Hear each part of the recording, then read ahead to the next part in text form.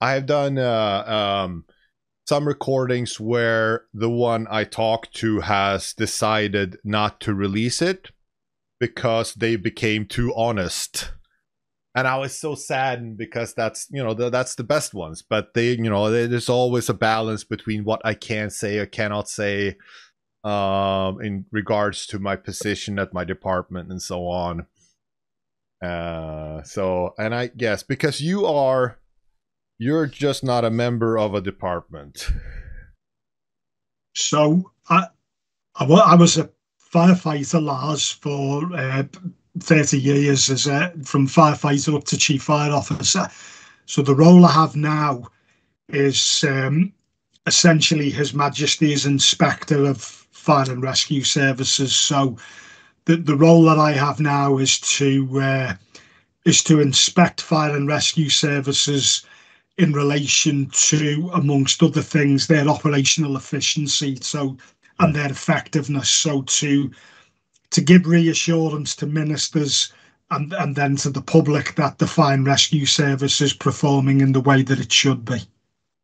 And then you report to who's your boss? So I'm appointed but I was appointed by the Queen, but yeah, it's a crown appointment. So yeah, so I'm independent of the government, but I would report to ministers. So my reports would be published and then would be, but they are there for the consideration of ministers, but also for the fire and rescue services themselves. So you are somewhat free to say what you actually think. I am, yeah, absolutely. Yeah. And the problem I have, and we'll get to, of course, why I want to talk to you about your opinions and thoughts about, that, because it is such a massive problem. I could just an example, like I am somewhat hesitant of saying certain things because if you say the wrong thing, your colleagues will not like you, and your colleagues' bosses will not hire me, or it is your self-censoring, and you don't want to, but it is very hard to say what you actually think sometimes. Absolutely, Lars, and I think what I would say is, I have a great career behind me. But look, I was a chief fire officer in big metropolitan fire and rescue services in the UK and in Australia. So, let me say from the outset, I don't profess to be an expert in anything. Yeah. I know quite a lot about the fire and rescue service. Now, I can't speak for Sweden, but being a chief fire officer is not being in a popularity contest in the UK. I've seen that. Yeah. If you do your job properly, you're not going to be popular. Let me be clear about, I haven't got any mates. I haven't got any friends. You can't have any friends. You definitely can't have any friends when you are a chief fire officer. I'm not there to be popular. I am there to firstly make sure firefighters are safe and then make sure that they are effective, because if they are safe and effective, they deliver the best service then to the public, and that ultimately is what we're there for, isn't it? So I am able to give an evidence-based opinion. Clearly, I will. So, for example, in the inspections that I've undertaken, I will only ever give an opinion if I can quantify or justify it with evidence. So it has to be evidence-based. And I have been, I may have been, there may have been some raised eyebrows where the most recent report, particularly that I've published, the most recent inspection report, quotes research and evidence quite heavily, but I am doing that in order to to show Yeah. via this is science. This is not my opinion. Yeah. I didn't invent the science. The science is the science. You know, what I'm saying is based on the science. Yeah. These are the action. These are the control measure tactics that the firefighters deployed. Yeah. And this was the outcome. And the science tells you why that was the outcome. Because, for example, they haven't controlled the flow paths. You know, they haven't used sufficient flow rate to suppress a post-flash over fire.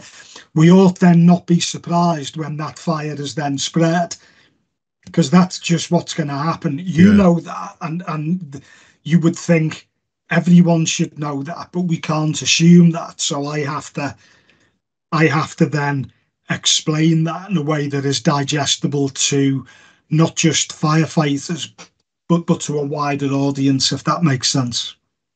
Well, absolutely. And I want to get to definitely your report, because that's, you know, and I've heard you speaking on podcasts, which is great because, you know, getting out there, and I've read the report, and of course I want to hear your words on it and describe why, you know, get to some of the conclusions and so on. But it is, and what specifically I really like is that, you know, typically when I read reports and stuff, it's written by senior officers, and it's written in a language that is it's so I would say far removed from reality because it's written for academics by someone who at least aspires to be an academic. So and one part of not being, and I don't know if this is intentional or intentional, is basically you make nothing could be edgy, so you make every word and every sentence to mean basically as little as possible. It's almost politician speak. And what really made me happy was that you were going down into nuts and bolts and being specific about things that were you saw as a problem or might be a risk, or you might see incoherences and so on. So it was very, in that case, written to actually be something you can take action on, instead of rather going like, oh, we have processes here that you need to, so you have all these fancy words that basically is hard to, you have to interpret everything and sort of try to guess what they mean, and that made me really happy. Well, thank you for your feedback on that, Lars. That was certainly my intention. I think I very much go by the adages. If I ask you the time, I want to know what time it is, not how the watch works. Yeah, it's that sort of it's that sort of thing. So, but equally, you know, I am conscious that as an inspector, I am required to give an honest assessment. But I understand. For reasons which I try to explain within the report, you will recognise where I speak about Merseyside and Axelsson, for example. You wouldn't typically expect an inspector to be writing about that sort of thing. However, it is very important historical context, which explains almost the journey of why we've ended up. Because the point I try to make is in the report, and I make it up front, is the report should not be taken as a criticism of firefighters themselves or their supervisory managers or even the training instructors. It is wider systemic issues that have led to what we've led to, which then clearly starts to put me in an uncomfortable space, because I'm then questioning some of the governmental aspects of albeit I probably safe to do that, because whilst I am employed by the Welsh Government, it is actually the UK government really that has far more skin in the game. So in that sense, you know, if I'm honest, I'm probably on safer ground, because but I don't get into that in the report. What I do is I try to I'm basically trying to tell them this is how you fix it, in my view, based on evidence, science, research, and best practice. So again, I want to really get into all those bits and pieces. What got you to? Because I know that, I mean, someone appointed you, of course, to do this, but what was the reason for being appointed, and what was the feeling you had and the things you saw that made you want to do this? So I've been in this role coming up to 5 years now, and the very first inspection that I undertook back in 2020, I raised issues then that gave me causes for concern.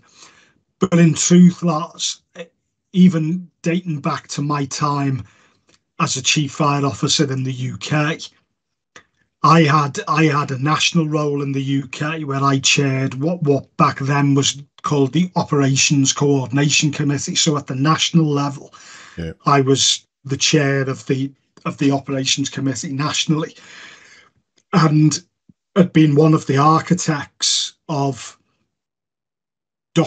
national doctrine within the UK, which I've got to say, I didn't, whilst certainly we made our best endeavours, I would not ever say that we didn't get it right. Let me be clear, and I must take responsibility for that as well, and I don't try to shirk that responsibility, because I've listened. I've listened to a lot of stuff you say. It's really into real good stuff. Anyway, we're all fire nerds at heart. If you're in this space and you're invested in it, clearly you can't help but have a passion for it, and which I love, me, of course. Absolutely, which is why we do it, isn't it? So I think for me, I was always of the view that doctrine must be written to be of use to the end user. It's got to mean something to a firefighter. And I don't like using terms like lowest common denominator, because it sounds disrespectful. It's not meant to. When I use that term, it is absolutely not meant in any disrespectful way. But if you think about your least experienced or your least engaged firefighter, you've got to hope that at least you can equip them with the with the most basic levels of knowledge and control measure tactics, which will keep them safe. If it does nothing else, it will keep them safe. Yeah, and of course, I applaud that. For we need minimum standards. That is, well, as you said, that should be a given. Now, the problem, of course, that and I know, and this is true for most countries, that minimum standards are very hard to enforce, because someone might get sad, and that's a big problem. Like we are the same societies, most Western. Nobody should be sad for a good reason. We want everybody to be happy to go to work and so on. So if someone gets sad, it's a major problem, and it's very hard to correct things if they are not even engaged and so on. Not because it costs money, and money is always an issue. So it's when you set minimum standards, if you do, you have to deal with the consequences, and that's of course the hard thing. And it's the same in every country. But on paper, everybody agrees. Of course, we need minimum standards. Of course, we need minimum standards. But in practice, it is a hard challenge, because you're going to go. You either pass them or you're out, because it's not that easy, as we know in reality. But you would think that it would be obvious, and the public would think it would be obvious that we have minimum standards. Yeah, look, I think I'm guessing it would be no different in Sweden, where, and if I use I'll use Australian terminology now rather necessarily than UK terminology, because it's probably, in a worldwide sense, it's probably more easily digestible. But simplistically, you will have your career firefighters, Yeah. and you'll have your volunteer firefighters, or the equivalent of your volunteers. And your career firefighters typically will be contracted to, let's say, 42 hours a week. Yeah. Whereas your volunteer, or in the UK, the on-call, the retained firefighters, you will maybe only get 2 hours contact time a week with them. Yeah. And as a result, it stands to reason that there is a limit to the extent of the control measure tactics that you can train that person to be competent in, because they just simply do not have the time to train, to maintain that competence. Because you will recognise, it will be no different in Sweden, I'm sure, that thankfully the actual number of incidents is very low. Yeah. That's a good thing, clearly. That's a good thing. But as a result of that, it means that firefighters' exposure to these incidents is rare. Yeah. And for that reason,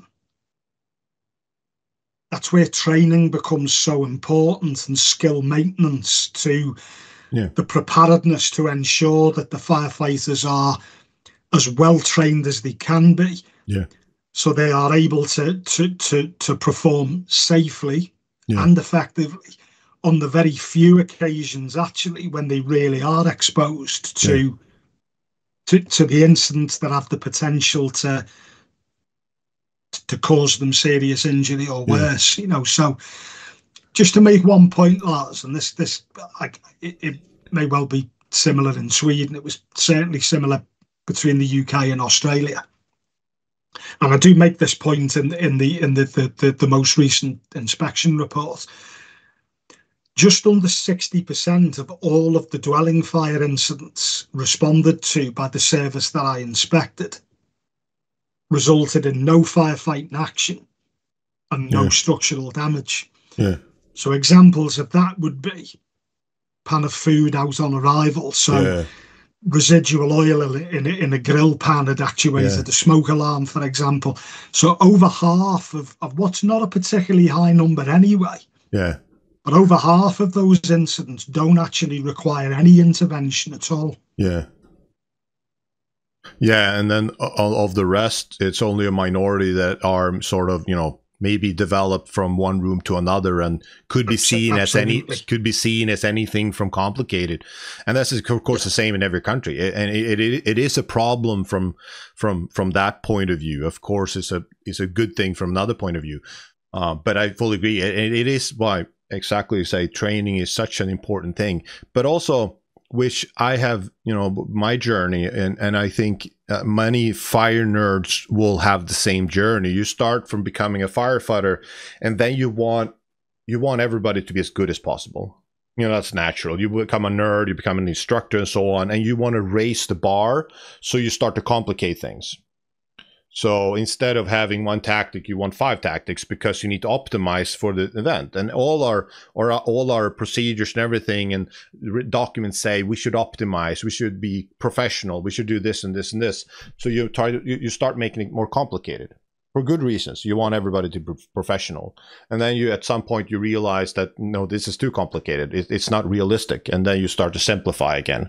But you try to simplify as smartly as you can to not lose efficiency and safety, but still make it simple. And I think that journey is a lot of fire instructors and nerds will find themselves somewhere on that line. And I've definitely been going up, making more and more complicated because I want us to be good. I want everybody to be good. But now I'm really how much can I simplify it as much as possible? Every step of the way, every decision process, how much can I preload and so on?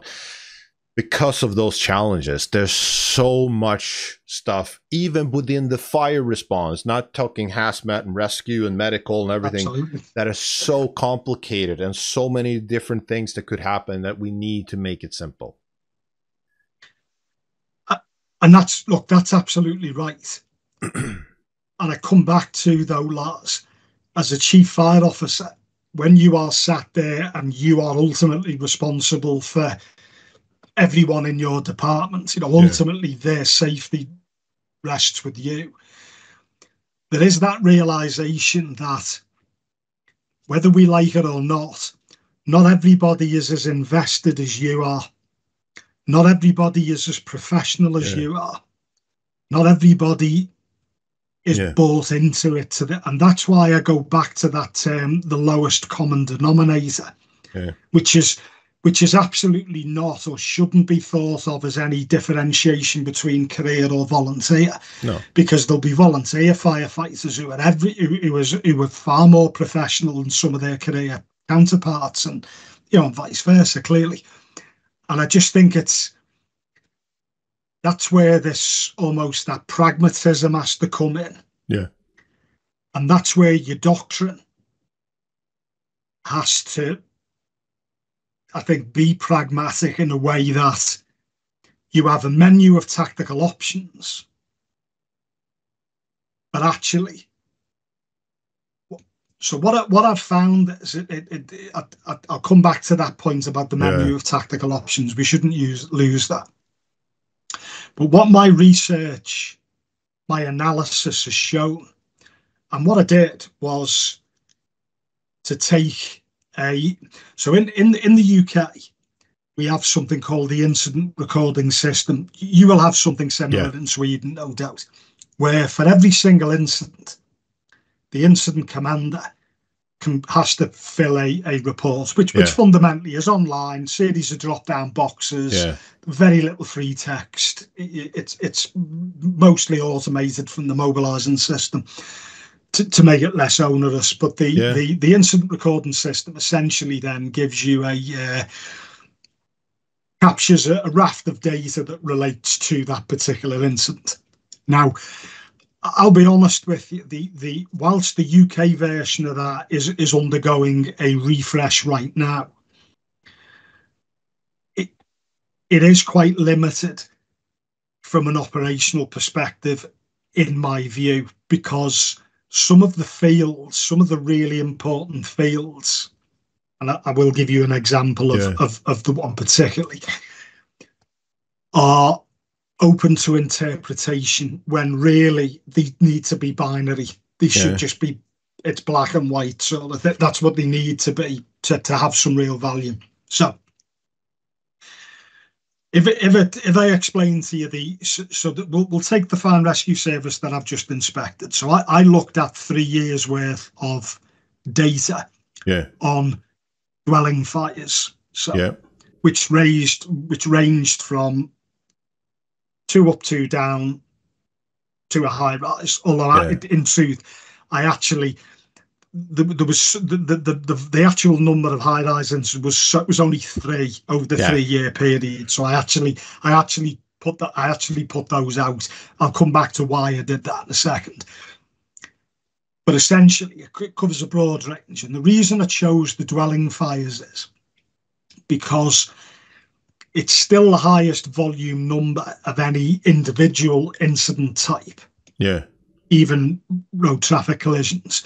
And to my way of thinking, it presents the highest life risk, because even if there are no persons reported as being trapped in the property, the minute the firefighters deploy in breathing apparatus, then there is a life risk. Then the firefighters then are placing themselves at risk by going into the hazard zone. So that's the reason why I chose that. And basically, you can split that down between the fires that were contained in the room in which the fire started and the fires that went beyond the room in which the fire started. Yeah. And very simplistically, and this is an simplification, Lars, I recognise that. But if you think about the ones that have spread beyond the room of origin, in almost all circumstances, that's a post-flashover fire. Yeah. Whereas if it hasn't gone beyond the room of origin, it is unlikely to have been, depending on the size of the room, you might have had a local, Yeah. It would all then depend on if it's a big open plan thing, you know, and then the interpretation of the person filling out the recording system. But but in the simplest of terms, I'm interested in the fires that have gone beyond the room of origin. Yeah. Because it is them that present the greatest hazard to firefighters and indeed trapped occupants as well, for that matter. So they're the ones are focused on. And that's a much, much smaller subset. Yeah. But over the 3-year period, it still amounted to over 300 incidents. Yeah. So what I did was to get access to the mobilising system and the incident logs for each one of those 300 incidents. And I went through them line by line. Now, it took me a long time to do it. Probably took me about 70 hours to do this. Yeah, for sure. And by the incident log, I mean, it's got every single entry from first call, all of the messages, everything that relates to that incident is captured on that log. I'm sure you'll have something very similar in Sweden, I'm sure.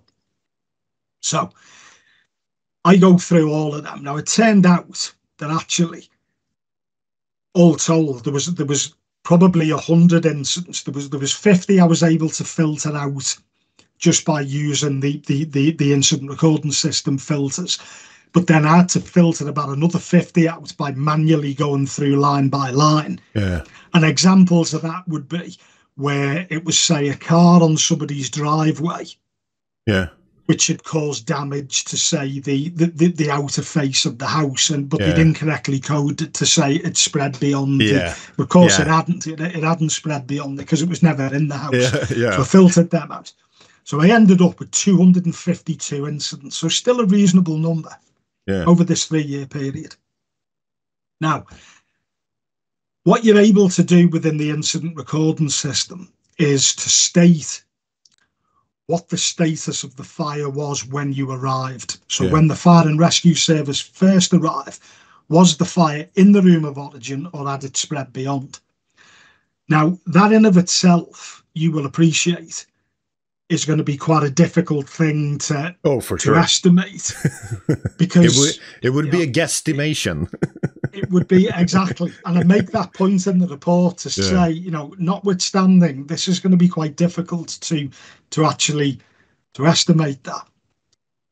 But there will be some circumstances, relatively infrequent, where the fire will be showing from multiple windows. Then you can reasonably say that that's gone beyond the room of origin. But actually, what the incident log often, the information on the incident log is often what the first caller states. And what they're almost always stating is smoke issuing. Not flames showing. Smoke issuing. And then there's other really good pieces of information on the log, because when the first fire engine turns up, often the officer in charge will send a message, smoke issuing them, or occasionally they'll say it's well alight, which indicates visual flame. So you're getting a good sense here. I've got a sense here of what because we know, don't we? You could accurately predict what the next message is going to be from a job, I guess. Just by listening to the transmissions, you think, I know what's coming next here. So bear in mind, on all 252 of these incidents, what was not in question is that the fire almost certainly had gone beyond the room of origin. Therefore, it was a post-flashover fire, and therefore would be something of the order of maybe 5, 10, 15 megawatts. Depending on situation. But what I was trying to do was establish, so is it a bedroom, is it a living room? Because if it is, the fuel load's going to be higher. The heat release rates are likely to be higher than, say, if it was a kitchen, for the sake of argument. But on every single incident, Lars, every single one, the first message that stated that the operational tactics in use, it was always a 19mm high pressure hose reel. Always. Always. Now, So my challenge straight away there is the training materials from this fire and rescue service, which I went through in great detail, along with all the guide doctrine and guidance. The training materials state that a hose reel capable of flowing 100 litres a minute at best, well, maybe 110, but because theoretically it's a high pressure. Theoretically, it's pumping at 30 bar pressure, but I'm not sure it's 30 bar at the branch. You know, it might be 30 bar at the pump. You know what I mean? It's probably seven bar at the nozzle anyway. Yeah. There you go. Yeah, there you go. So the fact is, it's flowing 100 litres a minute, probably best case. Yeah. So the first challenge I'm making there is, forget the fact that there's no attempt at door control, there's no attempt at an offensive exterior attack, or if there is, there's no reference to that on the incident log. Yeah. My first challenge is, you are exposing firefighters to a post-flash over for potentially 5-10 megawatt. Yeah. With firefighting media that you have no prospect of you are going to expose those firefighters to excessive punishment. Yeah. And it's going to take you a lot longer to suppress that fire. If indeed you're able to do it, it may be that the fire actually burns into decay before you.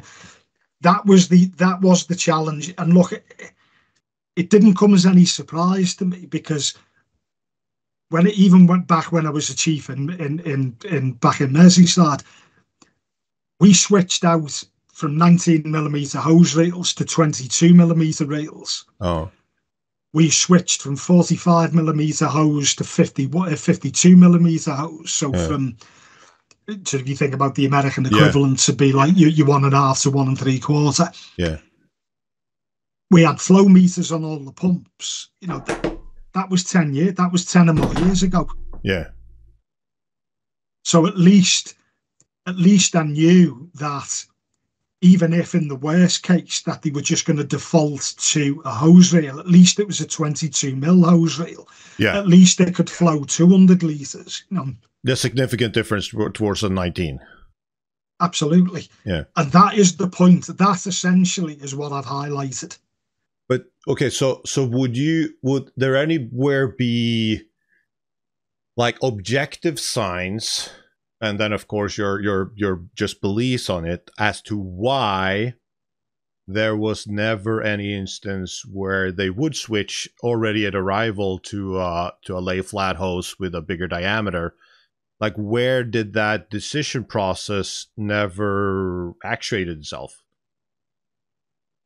So this is why in the report I explain around the change in UK guidance that came about in the mid-90s, where what was previously, the way I was taught, Lars, you know, we had a flake length of 45mm in the pump locker with an AWG 19mm smoothbore. Yeah. That's what I was brought up with. You know what I mean? That's how I roll. You know, and I was very fortunate to be posted to a fire station in northeast Liverpool, which had high levels of operational activity. I'm very fortunate. Lots of, you know, a lot of what we went to was unoccupied properties, but nonetheless, it was structural firefighting. Very fortunate to have that.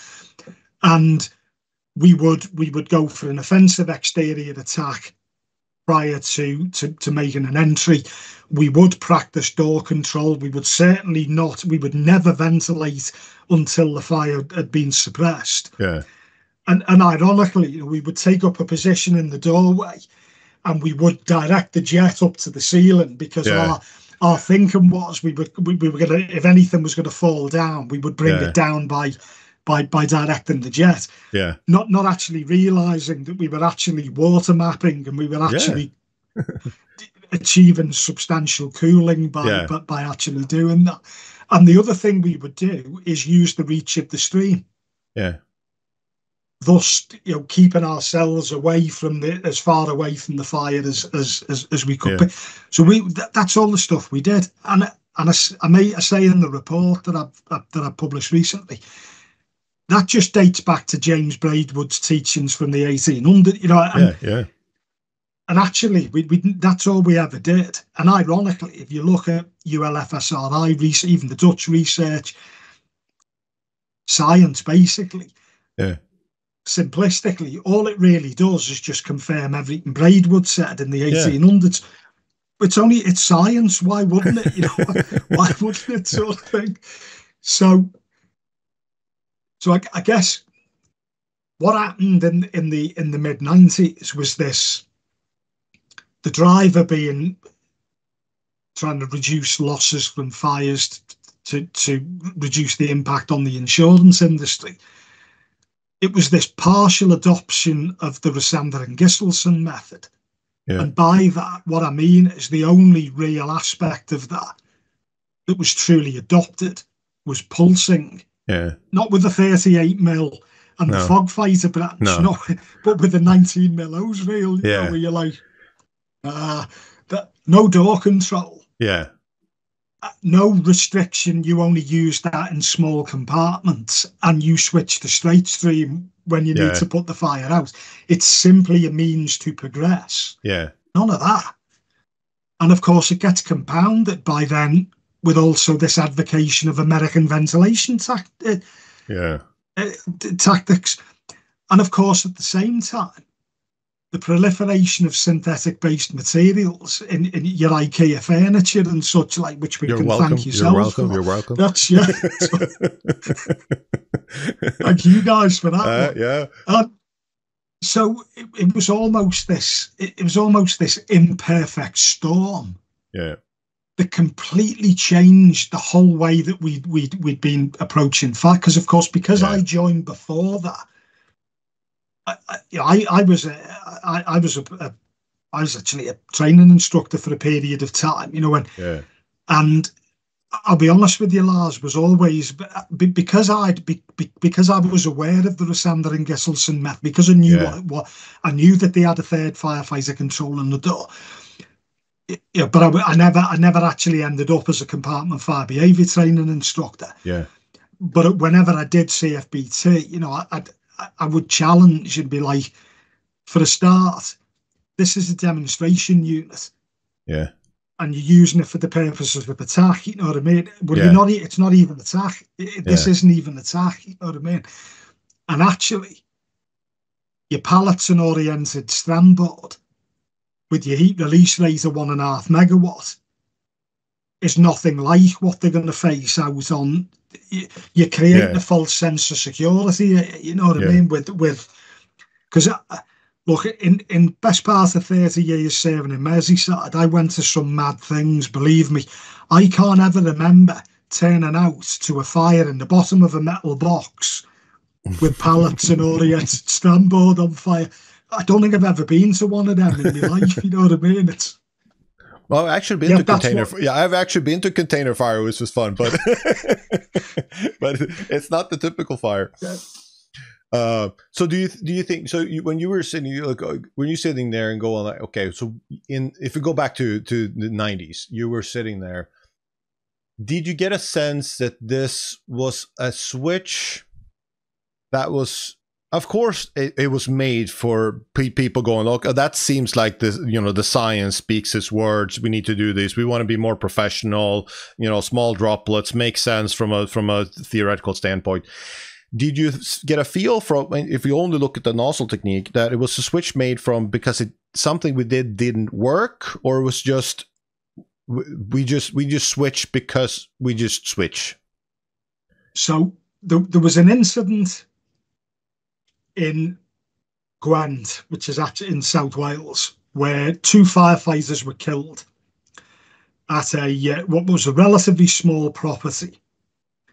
And it was, so the circumstances, so if you may be familiar with this incident, but it's what everybody associates in the UK Fire and Rescue Service in my view, given the fact that I have the corporate memory. Because Yeah. I think back to 1990, Lars, as if it was like last week. You know what I mean?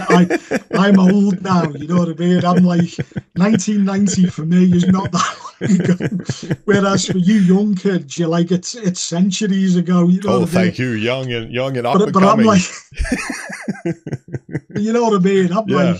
like, I think about it. It doesn't feel that long ago to me, but clearly it was a long time ago. And the point is, there's not many people now in the fire and rescue service in the UK who were in the 90s. Yeah. So they don't remember any of this anyway. Yeah. They've never known anything different. Yeah. But this incident in Blaenau, where the 2 firefighters were killed, Yeah. it actually predates the 2 pieces of research that gave rise to the publication in 1997 of the Fire Service Manual, Compartment Fires and Tactical Ventilation, which is where, in national doctrine sense, the Scandinavian approach to suppression, the American approach to ventilation started to be advocated, which was a complete departure from what we'd done up to that point. Yeah. It came in, that's when it came in, it was 1997. But actually, if I'm being honest here, when I think back to 1990 when I joined, we did have flake lengths of 45mm in the pump lockers with AWG smoothbore branches. But I can remember the first new fire engine that we got at the fire station that I worked at was a Dennis mountain range. Must have been a 1990 or 1991, but it had a high pressure hose reel. Yeah. It came before, sorry. And what happened is there was this, where previously the hose reels were no better than a garden hose. Yeah. These new high pressure hose reels were, well, they were much easier to deploy. They were much easier to make up. And I'll be honest with you, Lars, a lot of what we were going to back then was motor car vehicles in the middle of a field, you know, were stolen. We get lots of them, you know, and bin bags and back entries and things of that nature. And of course, it was much easier to deploy hose because you don't need the heat release. You don't need the flow rates because the heat release rates are not that great. And I think what happened, that had probably already started that sort of erosion of almost the creation of a default to these hose reels because they were easier to use. Yeah. And so I think that had already started, because if you look at that incident in Blaenau, which I'm going to say it was maybe 1996. I stand to be corrected. I think it was 1996, which was before this Compartment Fires and Tactical Ventilation was published. The first deployment, so they got the call. It was I'm going to say it was about 0500 in the morning, so it was still early in the morning, and they got it as persons reported. The actual fire was in the kitchen, and the 2 breathing apparatus wearers entered the property with a hose reel. I'm almost certain that they made no attempt to fight the fire. Instead, because it was persons reported, I'm not sure where the hose reel, whether they took it with them up the stairs or whether they left it, but they went up the stairs to search, and they located a young child who they brought out. And the young child was subsequently deceased. Yeah. Now, I'm almost certain I'm right in saying at no point was there any attempt made to either fight the fire or even even isolate, close the door. There was no door control. That clearly didn't happen.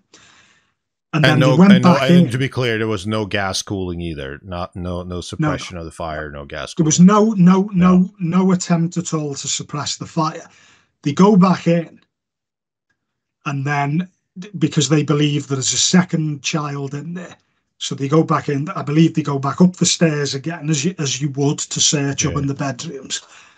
And I think what's happened, what I believe has happened, from what you can piece together from the incident report, the absence of any door control, clearly there will have been a ventilation limited fire in the kitchen if it wasn't ventilation controlled. That's clearly, that fire is clearly reventilated, and you would, the obvious thing happens, then the intensity will increase. I believe at some point there was a failure of the kitchen window at the rear, which would be consistent with the reventilation and regrowth of that fire. And then I think what had happened is because there will have been pyrolysis of I think it was the carpets and the underlay from in the upper, the room directly above the kitchen, which is generating your fire gases. I think that's where you've had your fire gas ignition will have come about, because the ignition source, you would think, will have been when the fire in the kitchen's broken out of the kitchen again, and then you've got that because smoke is fuel, isn't it? You know, I don't think that's given the overpressure, which has then forced the front door shut on the hose reel, which is why they then can't get out. But in any event, at that point, I mean, the heat flux will have been very significant, you would think, from the post flashover fire. So that's what caused. That has always been seen as the catalyst, but that actually predates the publication of the guidance. But what it does show is there was already a default to hose reels at that point. Yeah. So I think that was already, and again, you know, you're not. When I say this is, I'm saying this with the best of intentions. ULFSRI's fairly recent research around tenability in, I think they call it single family, whatever terminology they use, but basically houses which people live in is what they mean. And they highlight that, again, understandably, you locate a casualty, the instinct might be to just drag them out the way you've come. Yeah. But you're as likely to kill them doing that. Yeah. As you are, and here's the thing, you know, the bravery of the two firefighters cannot be in question. No, not at all. But they go in with the best of intentions. You know, they're going to bring that young lad out, but without controlling the fire first, they're potentially then bringing them through. You know, the fire will be developing because the oxygen's got.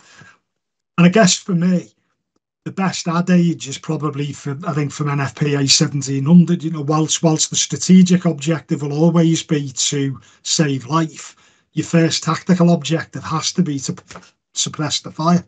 Oh, for sure. 2 thumbs up. Unless it's like an abnormal situation, like there's always variables where you go, but the standard, the 99% answer is probably, you know, you want to suppress the fire.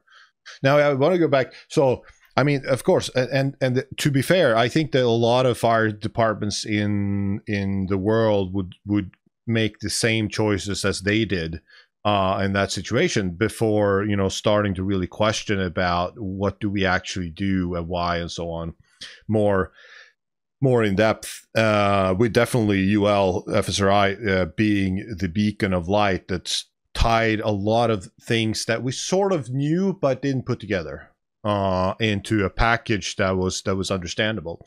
Now, going back to, because it may have been, and I have no idea, but it may have been that the introduction of hose reels started before Mats Rosander Gisselsson's work really made it to UK, at least in any major position. And for sure, hose reels are smoother to operate. They're great for a lot of things. Sweden still has a lot of hose reels still today, just like the UK has, and a lot of countries have. I don't have anything against them. It's just a problem when it becomes the default, of course, that you take in every time. But if you go back and if I say, because the legacy of Giselsson and Rosander is, you know, like the worst interpretation is just the pulsing. That's the worst interpretation of, you know, well, that's their legacy. It was, of course, the package, and I would say the biggest legacy they had was the understanding of fire gases as being potentially flames, and, that being fuel, and the need to cool the gases and dilute the gases and so on. That's their biggest legacy to me. I mean, we already had door control in Sweden. We already had, suppression of the fire. The same in Sweden. We used smooth bores before Axelsson or Sander, but it was never, at least not intentionally, used to cool smoke. It was basically hold it. Don't use water unless we get a hammer in the head from the officer, because you should spray water and damage the structure. You shouldn't waste water until you actually see the fire. So in Sweden, you had this, all the nozzles you have manually reduce the orifice. You can manually increase the orifice by unscrewing, the tips of the nozzles, and you couldn't do that as a firefighter unless the officer gave their permission. So you had your I don't know, the lowest, it was 9 millimeters maybe, the orifice, but to go up to 13 and 17 or whatever, you had to have the officer's permission. So the legacy was that, because, and I think that was a problem, that there was so many things that they put together in a package, which individually none of them were good, maybe, but the package, it has to be, like you said, compartmentalized. It has to be fairly small volumes, has to be a fairly high flow from the fog nozzle, had to be good droplets, had to be door control, and then it produced a result that they were going oh, we don't have flashovers anymore because we're suppressing it. Do you think, and because you already maybe switched to hose reels, that was just a justification for hose reels, that now we can do more with less? I think so, Lars. Thinking back, the first compartment fire behaviour training that I did would have been sort of probably around 98, something like that. So the guidance was published in 97, and it was all about, it was in a demonstration unit, right? So not an attack unit. It was it was simple, and it was it wasn't even a split level demo unit. It was just the single level, with the pallets and the medium density fiberboard oriented stand board to replicate sort of the walls and ceiling. And I think thinking back, there might have been a block of foam or something on the floor just to show this is what radiated heat looks like, and that's pyrolysis and so forth. But actually, the focus was far more on the backdraft demonstration. Where but I'm not sure I'm not sure backdrafts. It's a momentary event. Don't get me wrong. I wouldn't want to be in the outlet vents. If there was a backdraft. But I don't think that. I think there's an over focus on backdraft, and nothing like enough focus in finding yourselves the wrong in the exhaust vent. That's what kills fire. It's not. I don't. I think there's an over sort of focus on the whole backdraft thing. But going back to the focus was really on backdraft, and really the training evolution. When you think back to it, the learning objective from the session was to show how you pulse, to achieve a good pulsing for gas dilution. But it was gas dilution in a container which had a bidirectional flow path. Because the two doors were open and it had the vent on the.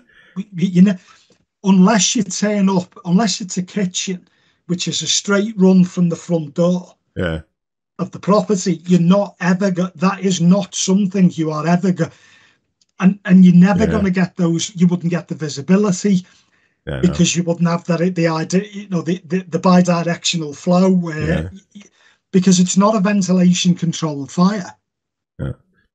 it's got all the ventilate. It's limited by its heat release rate because the fuel package is fixed and it's actually quite a low heat release rate.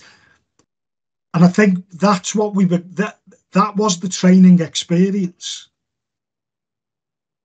And I think I honestly I think the same misconception spread in Sweden, maybe not to the same extent and so on, meaning that if the container was intended first, at least by some instructors who started using it as a laboratory to learn, it is a demonstration. It was in practice used as a techniques demonstrator or even practice, for practicing.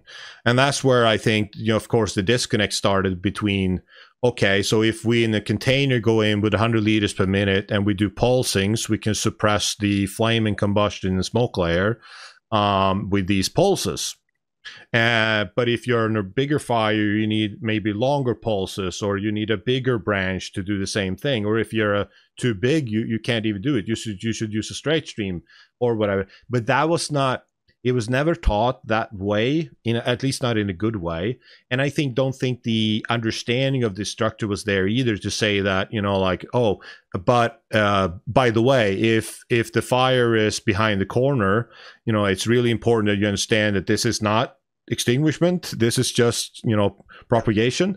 Or if the volume is bigger, this is basically useless. And you need to do something else. So I don't think it was a misconception. I think it was ignorance from all this. And there's nothing around the instructors, because they did what they thought was the best and so on. It's just the system all the way in Sweden had too much ignorance in it about how to teach and what to do. If I ask a firefighter in Sweden to this day, have you ever been taught how to suppress a fire in anything bigger than a container? They still say no. Because firefighters are not taught in anything bigger than that. So we still are, at least, maybe they're being told more clearly now that it doesn't suit, like what we train on is only suitable for this, but they've never practiced anything else to this day. No, and I think as a result, one of the points I make in the report is we are perpetuating the default to hose rails. Yeah. And we are creating a false sense of security. And to be honest with you, Lars, overwhelmingly, we get away with it. Yeah, but yeah. Let's be clear. Of course. Yeah. Let's be clear, though. We are getting away with it. Yeah. Like, we're getting away with it. Most of the time. And you get away with it till the day you don't get away with it. Exactly. And if you look at every single firefighter fatality in a structure fire, be clear about that. In the UK, over the last 25 years, the fact that the underlying issues relate to failure to understand ventilation or the impacts of ventilation on fire growth, incorrect technique, trying to pulse without any prospect of using pulsing when you have to go straight stream and you have to go for a heavy attack. Yeah. And that's every single every firefighter fatality. And whether there's been a small, whatever that number is, and it's probably up around 20, something like that. That is 20 too many. It is too many. And I think, well, in Sweden, the Axelsson, let's call it the method of fog gas cooling, has been, a lot of people have contributed that to the success of Sweden not killing firefighters and so on.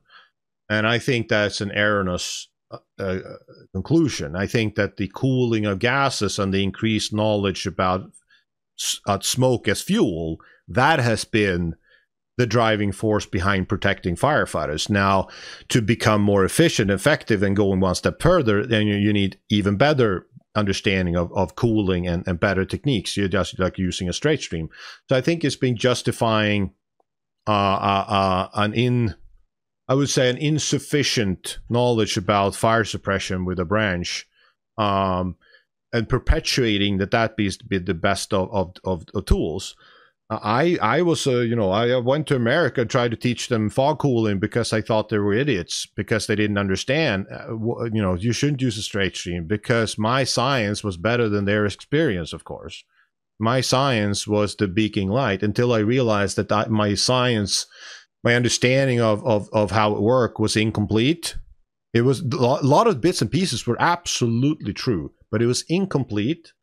And also my reference, because my reference was, if there's no water on the floor and there's no fire above my head, I've used enough. Like that was my reference. Until I said, okay, so if I wouldn't care about, for instance, water on the floor or how much water is in the fire truck, let's say it's unlimited and nobody cares how much water I use, is it better to cool the environment down faster or slower? The answer would be obviously, of course, yes. Okay, so there's more water everywhere. If I can throw bathtubs of water around as a firefighter, if I can basically fill the home up with water from ceiling to floor instantly and then take it away, would that be better for everyone, victims, me, everything, besides water damage? Yes. Okay, so my reference for what good is, I need to reevaluate. Okay, so how much is property conservation versus firefighter safety and rescue? How does that relationship look like? And of course, if you ask anyone, you go, well, property conservation, if firefighter safety and rescue is even on the table as a concern, nobody cares about property conservation. Okay, so should I use tons of water, even though it might not be necessary to suppress flames in the gas layer, to cool everything down faster? Go like, I probably should. And that's where I made sort of the go like, I need to reevaluate that the benchmark for success is not just not burning smoke layer and no water on the floor, but that was never part of the equation in that way until you really start to, and you well highlighted, of course, you like, what is best, rapid cooling or slow cooling? Like, and nobody's asked that question in that way to me, where you go like, and that would go, nobody, because the objective was never that. The objective was just make sure it doesn't ignite until you can get water on the fire. And then you should, like you see on the old fog fighter videos, you should do penciling with low flows over the surfaces, like no water on the floor left after overhaul. Now you're a 2 thumbs up firefighter. Now you get a standing applaud by the instructors. Yeah, absolutely, and that's why I love listening to the stuff that you put out, Lars, because I'm like, yeah, been there, done. I too, back in the day, I would always be conscious about water damage. Yeah, that was a sign of being professional, of course. It's exactly. You think, and that was because I go back to a lot of where my initial experiences were in unoccupied properties that were going to get demolished. Yeah.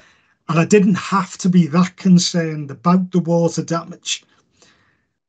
But clearly, there would have been a marked difference if I was deploying into an occupied property. Yeah. Then I would have been less inclined to replicate the exact same nozzle techniques that I was using. Yeah. And we did probably step away from the AWG smoothbore to the Acron, where we had the ability to switch, so we still could go to straight stream, but it wasn't a solid stream. It was a combination branch. So if I'm sure I'm explaining that properly. Do you know what I mean? I think definitely come back to, because I can recall, I'm certain it was you that said it, around with and it would have been in the context of water mapping and the application of the straight stream, where actually the stream, when it hits the solid surface and then dissipates, you probably are then getting a similar effect in relation to maybe droplet size potentially, or clearly it wouldn't be the exact same as what you would get if you were using the pulse technique. So I think I like a lot of the stuff, a lot of the Dutch research I quite like, because if you think about, I know we're jumping around a little bit here, but the catalyst for the Dutch 4-quadrant model, as I understand it, was the DuPont boatyard, where they lost the 3 firefighters in the and the offensive exterior attack, or what the Americans describe as the transitional attack. Yeah, I do think there is a lot of merit in that, because clearly the science, that's the quickest way you're getting the. But I think if we were to go back to, if let's say there was a world where we were limited to a finite number of tactical options. Yeah. Right. Indulge me now, Lars. Indulge me, because I've like really sort of wrestled with this, thinking. So, and if it was you would almost apply them sequentially. The first tactic, the first control measure tactic, would be the offensive exterior attack. So you do your size up, which I don't think often happens in the way. I really like the Dutch principle. You've got more time than you think. Yeah. Because the science definitely suggests that you have, it's very likely to be ventilation limited, which I'm going to start throwing some braidwood in at you now as well. So you indulge me here. I'm going to go off on one. But I definitely think, I'm turning up as officer in charge. I've got my dwelling fire, heavy smoke showing. I've got a ventilation limited. I've got a fire in there. Yeah. There's, John McDonough, where there's smoke, there's fire. You know what I mean? Well, it's probably true. There's a fire in there. You know what I mean? I just need to try and work out where it is. Now, if I can't thermally scan for it, and it may be in a bedroom, so it might not be immediately obvious. If I can't take my glove off and just put my hand on the back of the windows, the basic stuff that we would, if I can't do that, if I can't do the offensive exterior, which is always going to be me go-to if I can, then I'm sort of stepping away from my Dutch 4-quadrant. Well, I'm going offensive interior. Let's say, it's persons reported. We're going in. I'm back into braidwood then. The fire grows in direct proportion to the oxygen supplied to it. So what I'm then looking for is, what is the best means of entry into this, where I can control that entry point to the fullest extent? I can apply door control. Now, many fire and rescue services in the UK now are issuing smoke curtains. It's all been around high-rise, none of it's been, that's just a good thing to do anyway. You know what I mean? That's a really good thing to just do anyway. Yeah. So I'm thinking then, if I've got to make an entry, or whether I've done an exterior attack or I haven't, that smoke curtain's going on. Yeah. At my point of entry, that smoke curtain is going on, whatever we do before we go in. And then I think once you are going in, then if I've controlled the inflow, do you know what? I'm probably a bit more relaxed. If they are going in with the 22 mil that can flow 200 litres, I'm probably a bit more relaxed then. Oh, absolutely. It's better. Because at least that we know that fire is not, it's going to remain relatively stable as long as the ventilation profile doesn't change. Yeah. And then, then you're then into, probably then you are into a more complex set of tactical options. It is around, so what then is the best means by which to cool to advance safely? No, I have no problem. I mean, I think that the transition attack is definitely, I know that a lot of Americans, for instance, have a lot against it because if they see it as a waste of time of getting inside. I know, and I don't share that view and it depends on how you do it and when you do it, and oftentimes it can combine the two things that you want. While you're preparing for the inside attack, getting your host ready and everything, you can do transition attacks, the driver, and so on. So you can do multiple things. But yeah, I definitely agree that transition attack or the offensive exterior attack is definitely it's not a. I hate the word when you talk about lots of tactical options. In Sweden we always call it the toolbox, and I hate the word. The more tools you have, the better. The better it is. No, that's not at all. No. That's just confusing. So you want to have as few tools as possible because you want to be good at those tools and few options. You have to have very limited options. And a lot of times you say, if anything more than 3 options or 3 things to do is a wish list rather than like the to-do list, or it's too complicated. So definitely one of those options should be a transition attack. Now you say, should you do a door curtain? Do you do door control behind? Yes, definitely as a default. I totally agree. That is a good outcome, because a lot of people say, well, it's going to take me such a short period of time to get from the entry to the fire compartment. Yet that is mostly true if you operate like you should. You should go straight to the fire. Not right hand, left hand, search the wall. That's just throw that tactic out of the door. You have a thermal imager, go straight to the fire. If you do that, it's probably going to be fast. And most of the time, if you don't do door control, you're probably fine too. Like, if you have a 22, you'll be fine too. And if you have 90 mil, you're probably fine too. But what happens if you find some obstacle on the way, or you don't really find the fire as fast as you wanted? The layout is not what you expected. Yeah, it's not expected. Now you have a growing problem, and you don't know how to deal with it. And eventually you go, okay, 90 mil doesn't really seem to work. Are you confident your firefighters know that they should back out and get the lay flat hose in that case, and so on?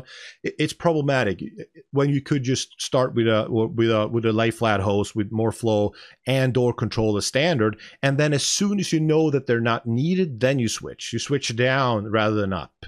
You switch to now, okay, as soon as they make the hallway and they get some water in the fire compartment, of course, remove the door curtain, remove the door, open it up, get more ventilation in. But you switch to a lower safety lever. You switch to more maneuverable branch. As soon as you got water on the fire, would it be better if, your door entry procedure person is the waste of resources by miles, but that's my opinion. They would be the one removing the door curtain, running in, giving them the hose reel instead of the 51 to make the search faster. There's so many things where you can switch down to make it more effective rather than up. What I found in this, the research that of the incidents, on almost every single incident, there was reference made to a safety jet, like 45 mil. Yeah, so on the outside. 45 mil safety jet, which according to the procedure should be of equivalent length to the attack line. Yeah, and should be charged. Which means then that they have got 2-stage pumps, but it means they're flowing low and high pressure at the same time. If you, because clearly it must be, because one's low pressure, one's high pressure. And I did, in discussions I've had with colleagues from the Fire and Rescue Service that the inspection is from, I have said to them, why didn't you just use the 45? Yeah. If you're running it out anyway, why didn't you just use that? Because as you say, even if you've got, it just gives you more option. You can cone it down. You don't have to open the bail fully. You don't have to fully open the bail and flow forward. You don't have to flow to the fullest extent. Yes, there's a bit of in respect of hose management, because I think that's the other thing with the low pressure attack lines is there is definitely a lack of practice in hose management. Oh, for sure. But none of these things cannot be practiced on a fire station. There's loads of time on the fire station to practice your nozzle techniques, to practice your hose management, and they're all drills that you can and indeed should be doing, and clearly is not getting done. And I suppose that's the point I'm making, is this is basic stuff. It is. Now, I think the Dutch made some very important also remarks when they did their studies, that speed is also very important. So, I mean, it's just as always go like, if we can take a bigger line, that's always better. No, not to the extent that you become much slower. And that, of course, is a factor of how well trained you are, how physically big you are and strong you are, and so on. So you won't want to get too big, neither in diameter, which means weight, or in flow rate, which means and pressure, which means nozzle reaction. None of them are good. If you go over a magical point, you will become so slow that the added volume and so on it doesn't make sense. And that is you're probably, I mean, I think the Americans, because a lot of the Americans then, in my opinion, would go too far, because instead of training on what I would be more important skills like reading fire behavior and tactics and selecting different, they spend then hours and hours on hose management. Go like, no, I don't want to trade. I don't want to trade one problem towards another one if I don't really think it's necessary. It's balance, it's balance. Yeah. And firefighters don't want to train on, just as little they want to train on nozzle technique with fog. They don't want to train on hose management that much. I think for me, and certainly in any sort of, it goes back to the only I suppose right back to where we started. There is a very low number of incidents, thankfully. Yeah. So the exposure that our firefighters are getting to these incidents is actually quite limited. Yeah. And if their only training exposure is in a metal container using a 19mm hose, it's all about balance, isn't it? In the end, you know, it's, and that's why, you know, the nirvana for me in respect of where I always intended that we would take the national operational guidance would be there would be the hazard knowledge, there would be the control measure knowledge, because you're required to do that because it's a legal requirement to produce risk assessments, which is fine. It is the control measure tactics. So the best articulation I've seen of that is chapter 10 of NFPA 1700. Tactical consideration. So where it's a very simplistic, that's your go-to, that's your alternative almost. I mean, because for each of them, you could make a YouTube video. Someone like, you know, you and your colleagues, your training instructors demonstrating it. This is what it looks like. And then that resource is available, because you know as well as I do, there are many officers in charge of watches or you know, shifts, whatever terminology that you use, that don't come from a training background. No, not at all. That may not be confident in trying to impart information to their crews. But if that resource is there, if there's a video of Lars doing it, like, that's what good looks like.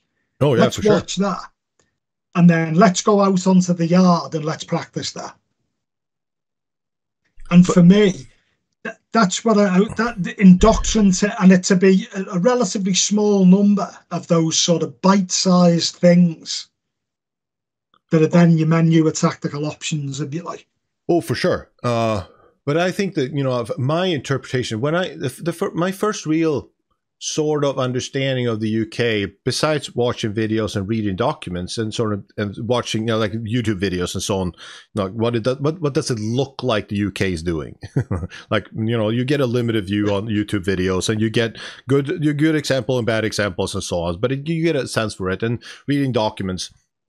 So I visited the National Breathing Apparatus Contest, so and back at Fire Service College, and talk to, I mean, excellent people, you know, there. But they were like, we compete on following procedures, because that's the only we have, because we have procedures, guidelines, you know, the national operating guidelines. We have procedures that sort of best practice, and we can't really compete in anything else, because it also has to be, you know, same rules for everyone. So even if we don't really agree with the procedures, that's what we sort of compete on. But that's a competition of following of following rules. So you see kind of, okay, so if we don't do anything else but follow rules, what's the outcome? And I was going like, this is madness. This makes no sense. This is about being, this is the most reactive approach to firefighting that you can ever imagine, which of course creates problem because slow means a lot of times dangerous, at least too slow.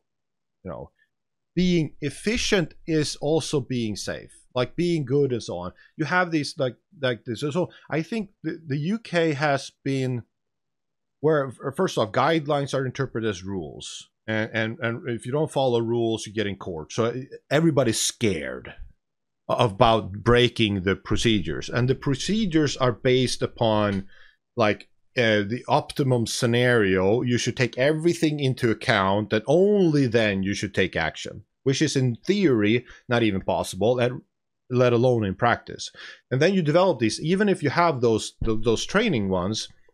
My risk is go like, okay, if you say, oh, we're gonna do door control. Okay, so who's gonna do door control? Because our door entry procedure person can't be used to anything else. They should just stand there at the door. Because that's been decided. That function is the safest use of that person's time, which to me is just bonkers. Yeah. Look, Lars, what you are describing there is undoubtedly a fair reflection of a mindset across many UK fire and rescue services. You are absolutely right in what you've described. Let me tell you that as a chief fire officer who was heavily involved in the operations space, that was never ever my intention that it would look like that. You know, never ever was it. Yeah. It would never. The complete opposite was to the purpose of the doctrine was about enabler as to these are your options as to how you do the thing, yeah. not to constrain you in doing the thing. What probably is getting conflated here, you've got something called National Operational Guidance Breathing Apparatus, which is in respect of breathing apparatus command and control procedures, which covers a whole raft of things, right the way from the duties of an individual wearer, right the way up to a breathing apparatus sector at a huge incident. And it also deals with things like compartment sit, so directional search, left or right hand, room clearance. It covers a whole raft of things. And within that, there are essentially three levels of control. Rapid deployment, which isn't expressly sort of recognised, but actually practically is what happens. Yeah. And let me be very clear, in the fire and rescue service that I was the chief of, it was absolutely a procedure. There was a board with two. You could put the two tallies in and it would start to count up. So it wasn't, you could have used the telemetry, you could use the mailing boards, but we still had these rapid deployment boards. And we were very clear, the OIC is the entry control operative, because they've only got, with two BA wearers and a driver, they might have a fifth person if they're lucky. Yeah. Then they've only got two spans of control anyway, you know what I mean? Yeah. So that's not going to overly burden them. That's stage one, where the entry control operative can have no other duties. If I'm honest with you, Lars, there are some industrial aspects of that which then determine minimum crewing sizes, and which is less about practical, pragmatic application of, because even if I had 5 firefighters on my fire engine, I still wouldn't burn the fifth one up as an entry control operative. The SOP that we used was that the OIC would still do rapid deployment, because you wouldn't want that fifth person to be, they couldn't do anything else. That's ludicrous. It's completely ludicrous. It makes no more sense than you know, probably what the BA shuffle makes to you. You know what I mean? So I'm not going to do all of that. I'm not going to defend any of that. You know what I mean? And let me be clear, Lars. There were. I can't speak for anyone else, not for me to speak for, but let me tell you, when I was chief, there is no way we were having any of that. Yeah. It was about, you turn up, you are equipped with procedures that are actually going to work for you. Yeah. Because anything that, well, that's the procedure, but we don't do it, then that needs to go. Because that's not helping. It's not helping. No, absolutely not. Absolutely. So let me tell you, you are right in what you say. I think there are many services where there is that level of rigidity, total absence of pragmatism, and dare I say, operational experience from the decision makers who really should know better. But not everyone is like that. There will be services there who, you know. And you're right. Yeah, and I also go like, which is super frustrating, because you framed it exactly right. Like if the procedure is not helping, it's not, if you're not following the procedure, it's not really helping. It's just a paper product. And the thing is that really frustrating is when I talk to firefighters and I ask, in reality, would you do like the assessment? In reality, would you do like the competition? In reality, would you do like the procedure says? And they go like, no, probably not. And then I go like, well, then the system is broken. Lars, the BA challenge, I think the national challenge took place, I think it was last weekend or the weekend before. Which is a great thing. Though, I want to be clear, that's a great thing. I would love to have it in Sweden too. It is, but I think now there are questions now being asked. Good. around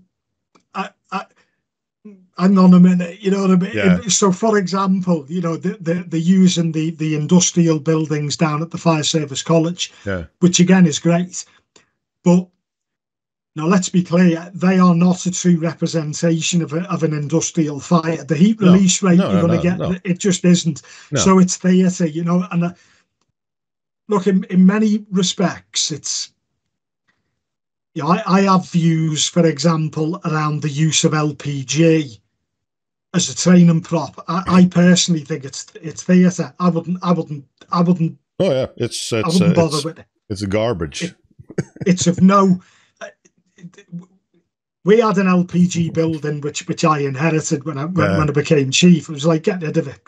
Keep the building. Yeah. The building's fine. You know, we'll use cosmetic smoke, and we'll because actually, you know, I'd be happy to invest, put a load of industrial grade heaters in there to create heat and humidity without the contaminant risk. You know what I mean? And use cosmetic smoke. But as for LPG, complete and utter waste of time.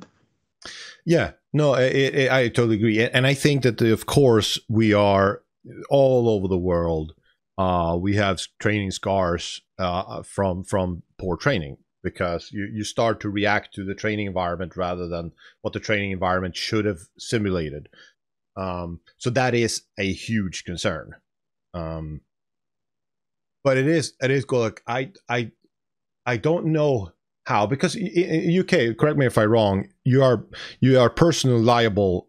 Like as an incident commander, if you do something and, you know, someone get killed, you know, that you might be personally liable for your actions, right? So there is a criminal offence of gross negligence manslaughter. Yeah. And incident commanders, there's only, to the best of my knowledge, there's only ever been one incident which resulted in the death of 4 firefighters at a warehouse in Warwickshire back in, I'm going to say it must have been 2007 possibly. The reason I actually attended the incident, I did a night shift there as part of the USAR response to do the body recovery. So I am familiar with the incident. I actually attended it, where I'm going to say, I think at least one watch manager, so I don't know what the equivalent would be in Sweden, maybe a lieutenant or a captain in America, probably a captain, I guess it would be, was charged with I'm pretty sure it would have been gross negligence manslaughter. They were acquitted. Let's be clear, they were acquitted. Yeah. It is a very high bar to charge, and but there are offences under the Health and Safety at Work Act. So there are sections within that act that place duties on the employer. So the employers will have been prosecuted, and in that instance, the employer was prosecuted. So not an individual, rather the body corporate was prosecuted for. But you are right in saying that. I mean, look, there is rightly accountability, but I'm sure there would be some equivalency in Sweden. Oh, it is. It sounds very. It was very cool. When you tell it like that, it sounds like they've created a boogeyman, and saying that because I am potentially criminally liable for my actions, I will to the death follow procedure because that's the most safe way for me to reduce the risk of being liable. But only if the procedure is cast iron and right. And the point I've been making is if you look at compartment fires and tactical ventilation, which was the extant guidance, well, that was never a fully accurate representation of Rasander and Gisselsen's system, nor was the American ventilation techniques ever scientifically proved. Well, the ULFSRI have subsequently looked at them, because that sort of completely insane logic I've had played back to me. Well, we're going to carry on doing what National Operational Guidance says because it's National Operational Guidance. And I've said, but it's scientifically incorrect. It's wrong. Yeah. I've just told you why. That's not my view. That is, give you examples where it would talk about directing straight streams into compartments would, quote, increase the heat in the compartment. Yeah. What? What? Yeah. What? Yeah. Increase the heat. No, it reduced the temperature, thus it will reduce the heat release rate. Yeah. How's it going to increase the heat? The opposite thing happens, Yet that was in the guidance, and it was in there up until myself and Paul Grimwood, God bless him, challenged it. So, this. But it's been a safety blanket for a lot of when I talk to a lot of people, it feels like there's been a safety blanket that if I just follow the guidelines, I'm safe. And for me, Lars, that's a complete lack of competence, the complete lack of any sort of knowledge for that. Because that individual clearly doesn't understand. Well, if they've read it and not understood it, then I'm really concerned about that. Then they really haven't got any. Then the competence really is in question. Because if they had read it, they would realise that is wrong. That if you knew anything about basic science, you would know that is wrong. Yeah. Things like, let's open all the windows up when we've got a ventilation limited fire. Yeah. Because it's going to improve conditions. No. Yeah. The complete opposite thing's going to happen. Yeah. No, it won't improve conditions. You might get a momentary improvement, and then you will get a rapid fire escalation, and the complete opposite of everything you thought was going to happen is what's going to happen. No, I usually, because I when I sometimes talk and talk to people, I go like, on some level, Sweden and UK is opposites, because Sweden has get rid of most of its documents. Like, we are poor at documents, too poor. So we are one scale. There's too little coherence, there's too little guidelines and so on. Like all the standard operating procedures we got rid of during the last 20 years and so on, because of many reasons and so on. While the UK is the master of documents, like everything is document, and the truth is probably somewhere in the middle. I would say that you need guidance, and guidance is the right word, and it should really be considered a guidance. Like these are probably, if you don't know what to do, this is a good starting point. Doesn't mean it's a rule, doesn't mean it's a necessary procedure. It's a good guideline. But when the guidelines become so not only descriptive, too detailed, or too also you have to follow them, like it becomes not a guideline, it becomes a rule, then you start getting into, of course, a major problem, because that's only valid if it were the best document ever created for all mankind ever. And look, Lars, to be very clear, myself and other colleagues who were responsible for the creation of national operational guidance, because that is something that did sort of emerge in around 2014, and it was myself and people like Roy Wiltshire, the Commissioner of London at the time, Ron Dobson, actually funded it out of London's reserves, because there just simply wasn't the national political support there, because the infrastructures had all been largely wound down over the previous decade. It was never, ever our intention to produce anything other than guidance that policy writers locally would take and then write their own. Like a smorgasbord. Yes, essentially. And it was around, this is the hazard knowledge. Yeah. And this is your control measure knowledge. Yeah. And the piece that was missing, which in truth I think we should, and I still believe that we should do, much in the same way as Chapter 10 of NFPA 1700 does, is to clearly and simplistically articulate, there's your control measure tactics. Yeah. You locally select the ones that you think are going to work for you. And what also we should have alongside that is training packages for all of them, because then, which is the likes of you showing them this is the right way to do it, because then you've got a level of resource that's available to your watch officers and your firefighters on the fire stations that can pick that off. They've got a scheduled program to ensure that they get the appropriate level of skill maintenance. Yeah. They've got some flexibility about how clearly that's locally managed, that they'll be flexible at how they do that within the allocated sort of times that they have.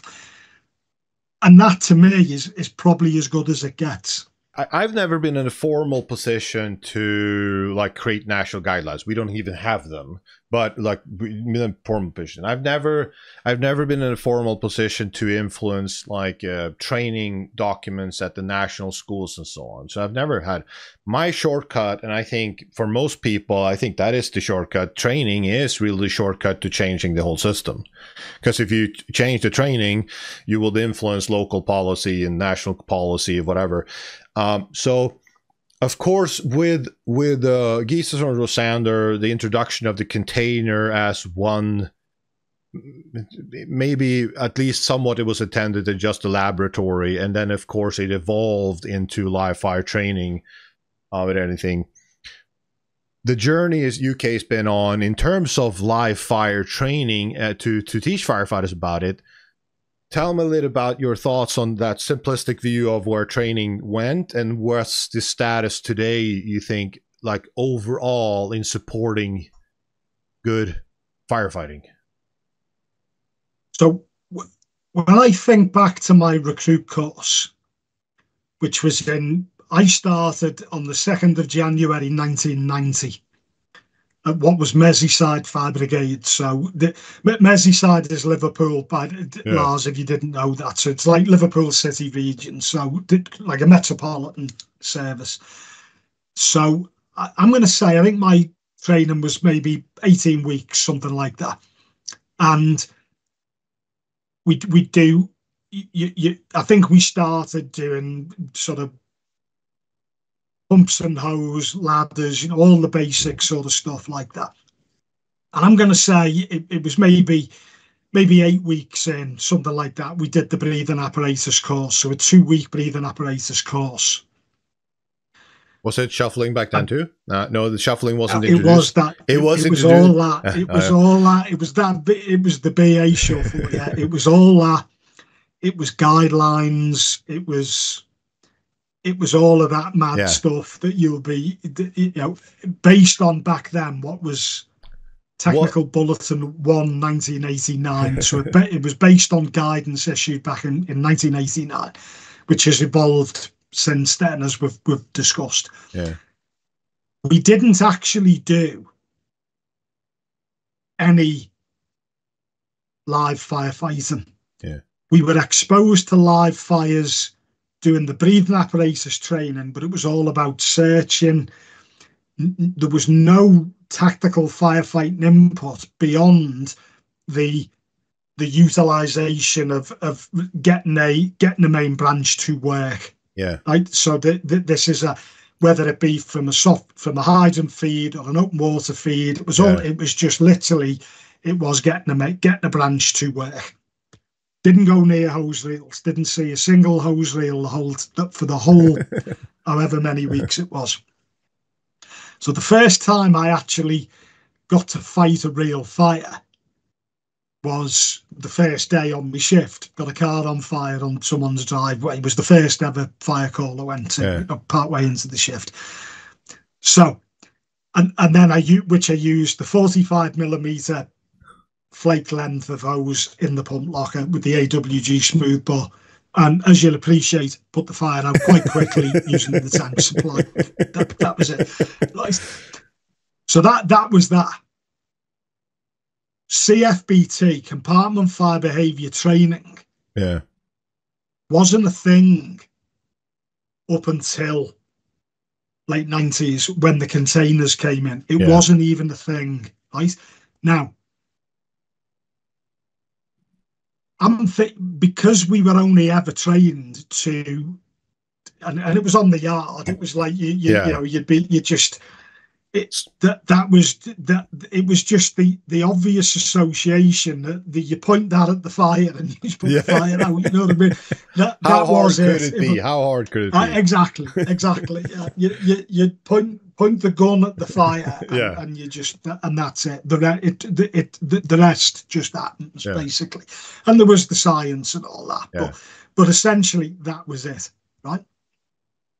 So I had no then preconceived ideas about anything other than, I just knew that in the breathing apparatus house, it was a big house that they had a firebox in. We set fire, and then there was like a ship's hold, and there was all manner of configurations in there, domestic sort of layouts where you could. It had everything. It was a really good facility. Very lucky to have it.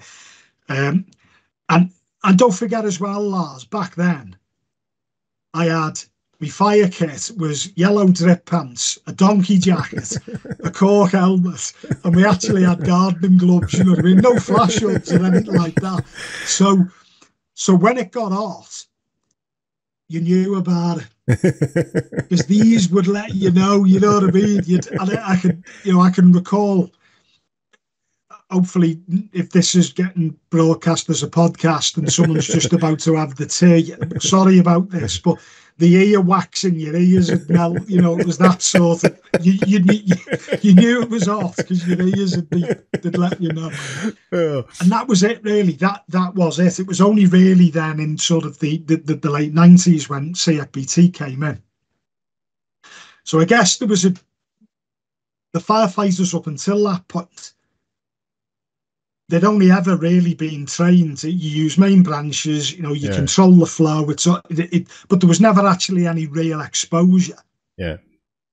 It was only when CFBT came in, post Lysander and Axelsson, and the demo units, which is what they were and still are to this day, but they were being used not just to demonstrate Well, he weren't even being used to demonstrate fire behaviour because the fires were fully developed before you were actually going in. And you'd have the benches on either side. You'd be sat there, and you'd rotate round. You'd go on the nozzle, and you would do the 3 pulses.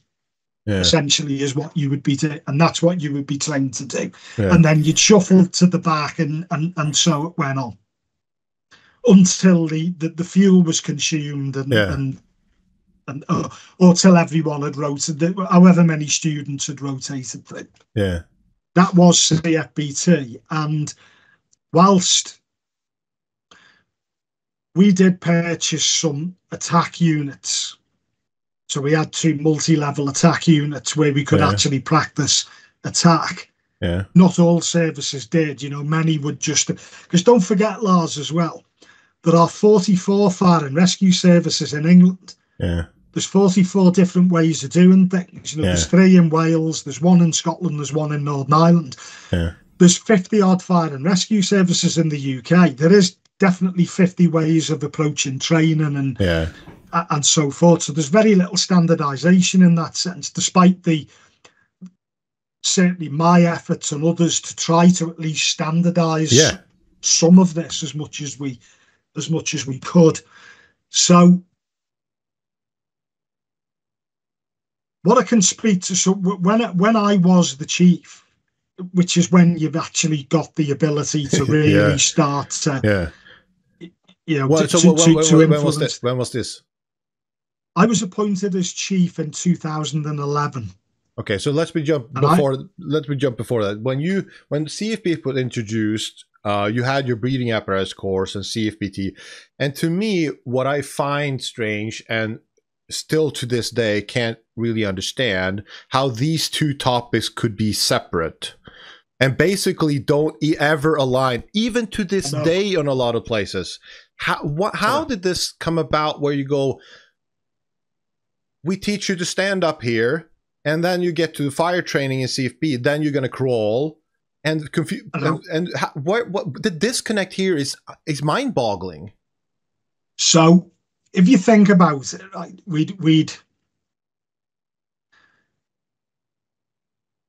I can't justify that disconnect. You're right. It is exactly what you've just described. It is that disconnect. There was the 2 things were delivered independently of each other. I can only speak for my own service. Because I go back to, there's 50 different ways of this being getting done. But certainly whilst I was the chief officer, we had a tactical firefighting department.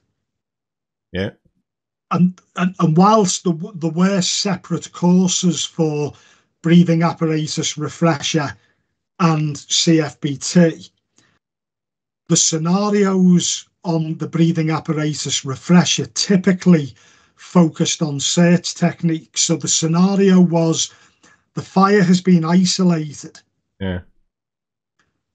You are now going in to search. And it was all around search management, and for in your breathing apparatus teams, you'll have the first entry control point will always be entry control point alpha. The first team that goes in will always be alpha 1. And then so it'll be alpha 1, 2, 3, 4, so it will go on. If you then open up another entry control point, that will then be Bravo 1, 2. So you've got those call signs, and there will be designated tasks. So task location, comms channel, typically would be your brief. So we were very deliberately the learning outcomes were post-fire suppression, search of a property, or the assumption that another team has been deployed for the purposes of suppression. You are deployed for the purposes of search. So, and then the tactical firefighting then dealt with, but I'll be honest with you, Lars, it was still, what I think what we were trying, because we'd issued flow meters on the pumps, and because we'd issued 52 mil hose, Yeah. we were very big on tactical flow. Look, Paul Grimwood and I go back a long, long way. Yeah. So I've known Paul a lot. God bless him, but I've known Paul a long. I knew Paul a long time, and I was very, very fortunate in that in the tactical firefighting department, I had people very similar to yourself, who were really invested, really knowledgeable. I was very, very lucky that we had some excellent firefighters there. And I was very much, what we need to deliver, and I had absolute confidence in those people that they were going to deliver some really good stuff, and it was all about flow rates, and it was all about the appropriateness of yes, we've got 22 mil, but clearly in these circumstances. And actually, at the point at which I left Merseyside, our confining fires to the room of origin was 98%. So there's only 2% of fires where we weren't confining the fires to. And I put that down to because of the tactics that were being used in respect of like door control and the appropriate flow rates and so forth. So we'd have been an outlier because I'm a fire nerd like you, and I just happened to be the chief, so that was what I was focusing on. You know what I mean? Yeah. But it wouldn't necessarily be the same anywhere else. Yeah. So, but what I would say is, Lars, because you make the point earlier around you use training as the driver to change that, and I understand why. I completely understand why. But actually, at the organisational level, your policy has to come first, because absolutely. So if you, and I guess that's where at a national level, that's where I always tried to influence, was that at the policy, at the guidance level, because the training would then flow from that, or it should do in theory. But I absolutely understand, because we're coming at it from different perspectives, clearly, because you're coming at it from the perspective of a training instructor, whereas I'm like a chief officer who has a national role and is trying. We didn't have documents, let alone me being able to change them. But saying that, Stefan Svensson, you got Bergerson, that enclosure fires. You got for sure. Stefan wrote tactical ventilation. All some really good. All those are not documents of guidelines. Those are just teaching books. That's all. Those are educational materials. We have never had we had a law, like they dictating something like what kind of training you should have and so on, a little bit from but nothing that dictates that thou shall do door control. That's not been a policy. It's been educational. It's a good practice to close the door, for instance. So I'm not, again, I would love to have more sane, broad, not too descriptive guidelines. That's never been the case. So I fully support that. If I had the power, I would be the god dictating a policy for everyone, and it would be awesome, and with this shining bright star in the sky. No, but there should be some kind of committee, because one person shouldn't have the all authority to do that. But when I go back looking at the UK, going like, it's those disconnects between, for instance, BA, and it's good that you describe like, okay, we try to make it that more like search training, and we have the CFB more like fire tac. But of course, there's one team who's going to do a lot of times both. They're going to do fire tac and search, and then also this disconnect where now it's a rescue, so we'll do search, we won't attack fire, and now we will stand up and do this while there's we are inside a fire, and that Lars is indefensible. That cannot be defended, and you are absolutely right to call that out. And to call that out for being completely illogical. It is. I go back to your standard your standard operational procedures and your control measure tactics And I guess the first control measure tactic being you suppress the fire before you do anything else. Which is a great guideline. and that is, so you suppress the fire and you isolate it, Yeah. then you search. Yeah. So if you only have one breathing apparatus, if you only have one crew on scene, Yeah. which is highly likely, Yeah. then I go back to NFPA, your strategic objective is to save life. Your first tactical objective is you control the hazard. You control the fire, you isolate it, then you search. Yeah. Which I fully support. And that's why I think that I totally understand why students are not saying this makes no sense, because students have no idea what to expect. They're like, yes, sir. they don't even see but even though, because I look back in my training, go like, why didn't I react to some of the illogical things I was taught? Because I didn't know. I didn't have any references. I didn't, when somebody said just cool enough, I didn't know, like, I was just, okay, I'm supposed to know what enough is, but I was never taught what enough is. Like, how can I see enough cooling? Is it something that happens in the smoke? But you have the senior instructors go like, how is this not confusing to anyone?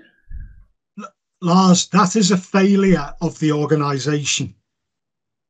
It is a failure of the organisation. It is an obligation on the employer to provide you. It will be a legal obligation somewhere in Swedish employment law or health and safety law that the employer provides appropriate instruction, supervision, training, guidance. Those things will be legal duties in any. It might look different to what it might be articulated differently to the way it is, say, in the UK or in Australia, but fundamentally that is a failure of the organisation. And let me tell you, Lars, right, the best job I ever had was either firefighter riding in the back of the fire engine or station officer riding in the front, being in charge. The least enjoyable job I ever had was chief, because then you're dealing with you're so far removed from all of that good stuff, you know what I mean? But actually, it's still a really important thing, because the most important thing is what you guys are doing at the sharp end. But then it is the responsibility then of whoever it is as the chief to make sure, to the best of their ability, that you don't have that confusion, that you do understand. Do you see what I mean? That's the obligation. Now, to try to do that at a national level is more difficult again, because for sure, the way I used to describe chairing the operations committee was like trying to juggle chickens. And Americans herding cats. Well, exactly. Yeah, if that translates across to Swedish, juggling chickens. I can see it in here. It is almost impossible to get sort of consensus, and in the end, all you can do as a chief is control what you control, i.e. your own service. And even then, Lars, you can't be this dictator. You've got to do that. Well, you could do that. It's very ill-advised. It would be ill-advisable to do that. You'd be much better off trying to bring people on board and engage. And I was very lucky, because I had some excellent people who got it, particularly in the firefighting space, who got it. So I was so fortunate that we were all speaking the same language, and we all had a shared vision. So that was fortunate. But then when I went to Australia, it was a very different. There was some fantastic. I mean, you've had Jared Mann. You've spoken to Jared. Jared was one of my colleagues out in Melbourne. Absolute diamond. And there are many like him. but there are other restrictions there that stop you doing a load of things that you really want to do. So you might have the best of intentions and you might even be the chief, but you still can't do all the things that you really want to do. So that's just organisational reality. And I understand why practitioners get really frustrated. Yeah. And particularly at chief officers thinking, why aren't you doing, why aren't you? And because it's not always as easy as it might seem, there will be reasons why. But I come back to, the NFPA 1700 Chapter 10. I'm not saying it's the Nirvana. I'm not saying, but it's probably about the best thing I've ever seen in 34 years in the Fire and Rescue Service, and in the military before that. So similar sort of doctrine, if you like. That's about the best thing I've seen. To just take that and go, right, to your fireys. That's what they're the things you can do. Yeah. Do them well, because you'll be all right. Because now I get a fair bit of UK people, and of course UK different, Ireland, North Ireland, and Scotland, so on. I mean the different countries, the different countries in countries. I don't know what they are. The countries in countries. Yeah. So there are of course variables, but most of them have sort of the same problems, meaning that money is a big problem. So to get money for good live fire training is a problem. The fear from senior staff about doing anything outside of what they perceive is the safe place, the guidelines, is problematic. The health concerns about doing live fire training is a big concern. So the trajectory seems to be like less focus on live fire training. In that case, it would be gas, and then more focus on let's have more safety procedures in place rather than being proactive and cooling with a lot of water and so on. So my sense when I talk to your fire nerds is not a trajectory that's going in the right place in terms of at least live fire being developed as an instrumental tool for training. You're absolutely right, Lars.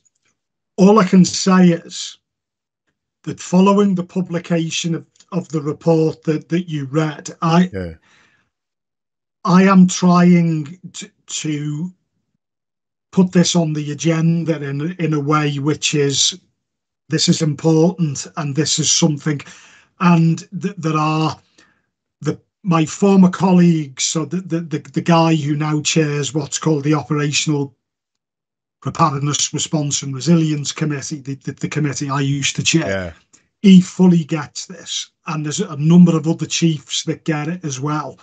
So I have confidence that this is going to get considered in a way that it hasn't done up to now. Yeah. So I have confidence. I'm not saying it's all going to change overnight, and it's all going to it will meet the expectations of the fire nerds that you speak to. We will never be happy. We will never be happy, just to be clear.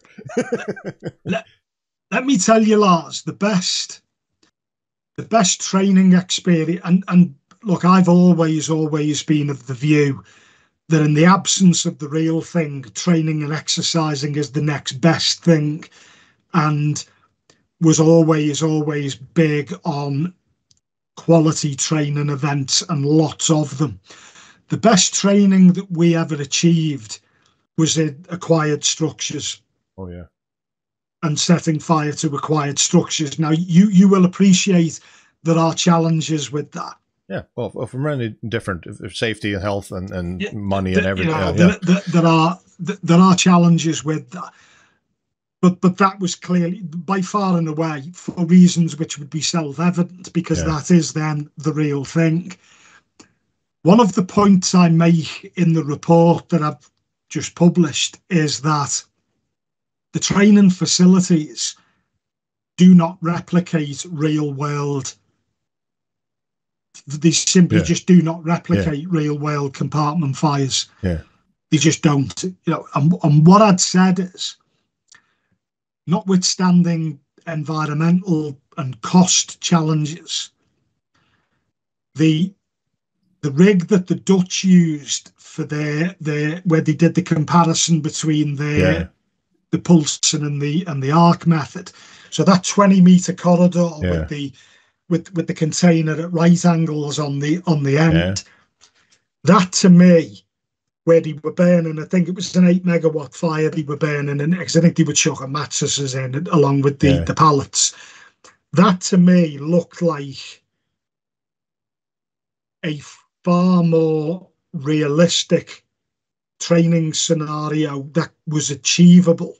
That could be utilised through safe systems of work to give firefighters a training experience that would be more reflective of the real world.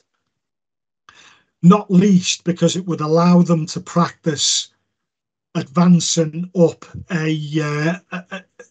progressing through, because you could, in that 20-meter corridor, you could put obstructions in.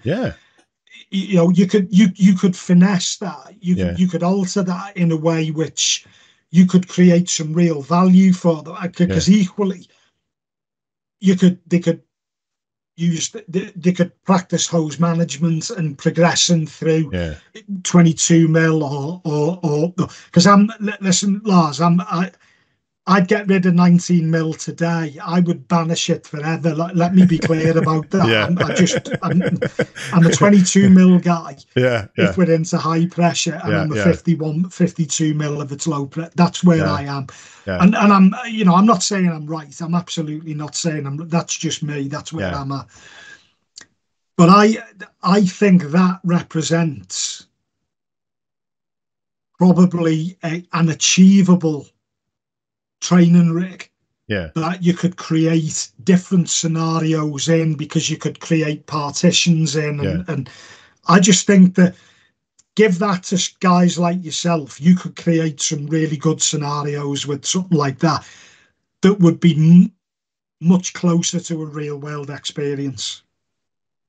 And I think based on my own experience, that when I started teaching, for instance, straight stream in Sweden, of course you have to change people, not just basic training. You have to change people and so on, and to have facilities where you can actually really work in flows and more clearly. I mean, it's such a vital piece, which of course you can't do in gaseous props, but you can hardly do it if you have a poorly designed or poorly utilized carbonaceous rig where you don't produce enough smoke and so on to get those velocities and flows and so on. Because when you have that opportunity to have a flow like the Dutch rig, you would, when you sit there with thermal imager, it would become so obvious to read those flows. I mean, that doesn't exist, but you would see what happens if I flow more or less flow, more flow, wide fog, less good. You would see all those things, and you would go like, yeah, now it makes sense. I get it. Yeah, exactly. I am experiencing it now. I now get that. Yeah, it occurs to me, and I accept that because I'd Mike Stacker. I'm probably not going to pronounce Mike's second name appropriately, so I apologise. But you've spoken to him, Mike from Scotland. Yeah. So I can't pronounce his name either. But we were talking about good Mike. Yeah, good Mike. Yeah. So he and I were having a conversation the other day, and he was talking about the Dutch. He was actually talking about the experimentation.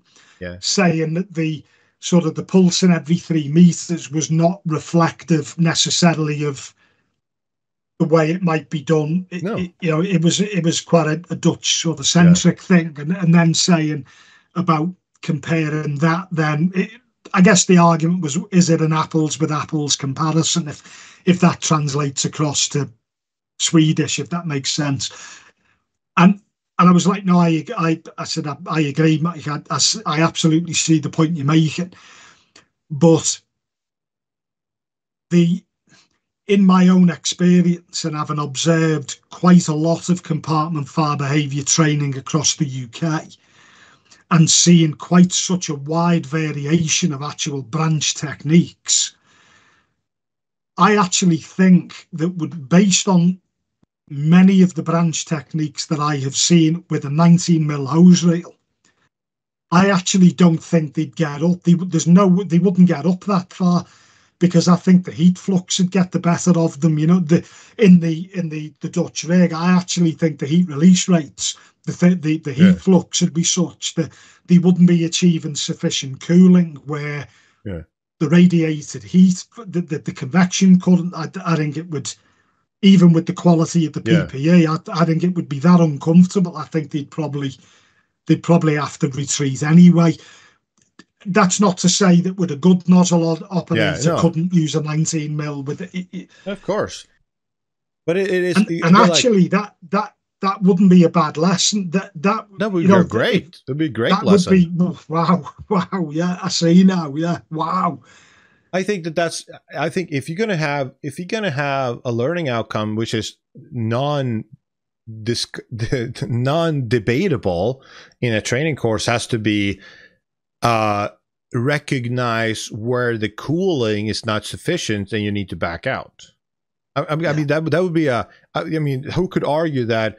Of course, our firefighters has to be able to go into a hallway, flow water, and realize this is not having the effect for whatever reason. Maybe it's a wind-driven fire. Maybe the flow is not high enough. Maybe the cone angle, whatever it is, to recognize that this is not working. I need to back out, or I need to maybe switch to a bigger line, switch to a different cone angle. Like, because it seems. And this is, I mean, the thermal imager has been such a game changer for education as it has been for operational use. If I go back to when I started, when we didn't have thermal imagers, of course, if I did a nozzle technique, I didn't know if it worked. I didn't know what happened.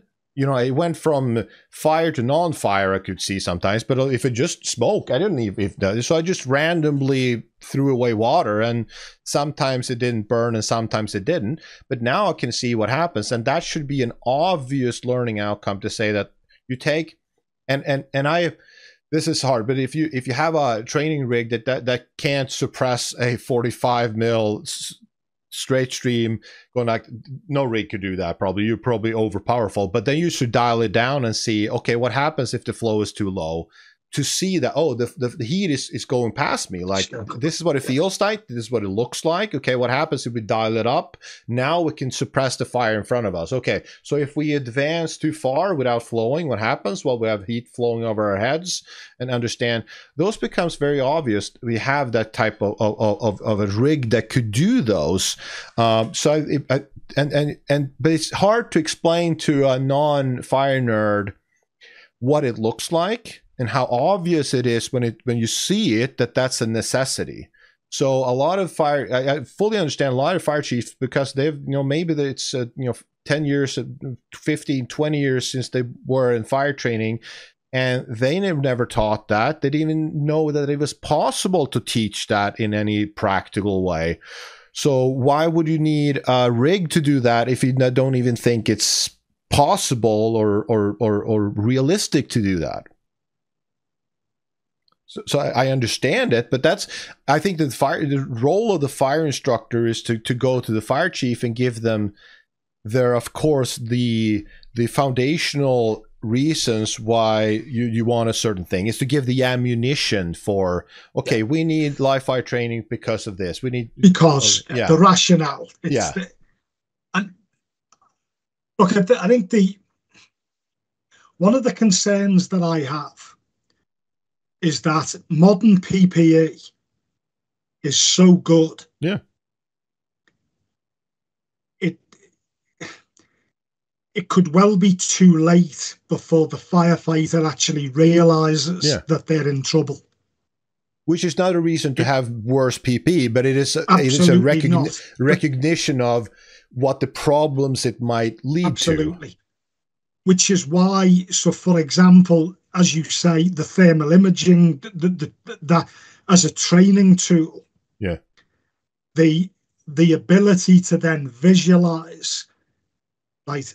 That conduction, convection, you know, the radiation, it's more going to be convection and radiation. It's unlikely to be, well, although in a metal box, conduction clearly is going to be an issue, but in a brick built 20-meter corridor, that's going to be less of an issue, which is why, you know, I do really, I'm going to speak to Ricardo about that now. I'm meeting him at 11:30.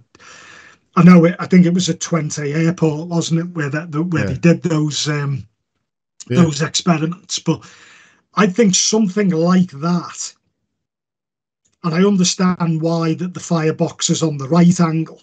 Yeah. Because then you're not directing your stream straight into that makes sense as well. Because actually it will probably reduce the heat flux as well, because there will be a deflection. So arguably it's an additional safety feature, but there must be, you know, if you were given the opportunity to play and create scenarios and something like, even as it was, I imagine you could come up with some really good training scenarios that could cover thermal imaging, could cover, you know, there would be no end to what you could come up with, that would have real learning outcome value for firefighters in that safe, controlled training environment.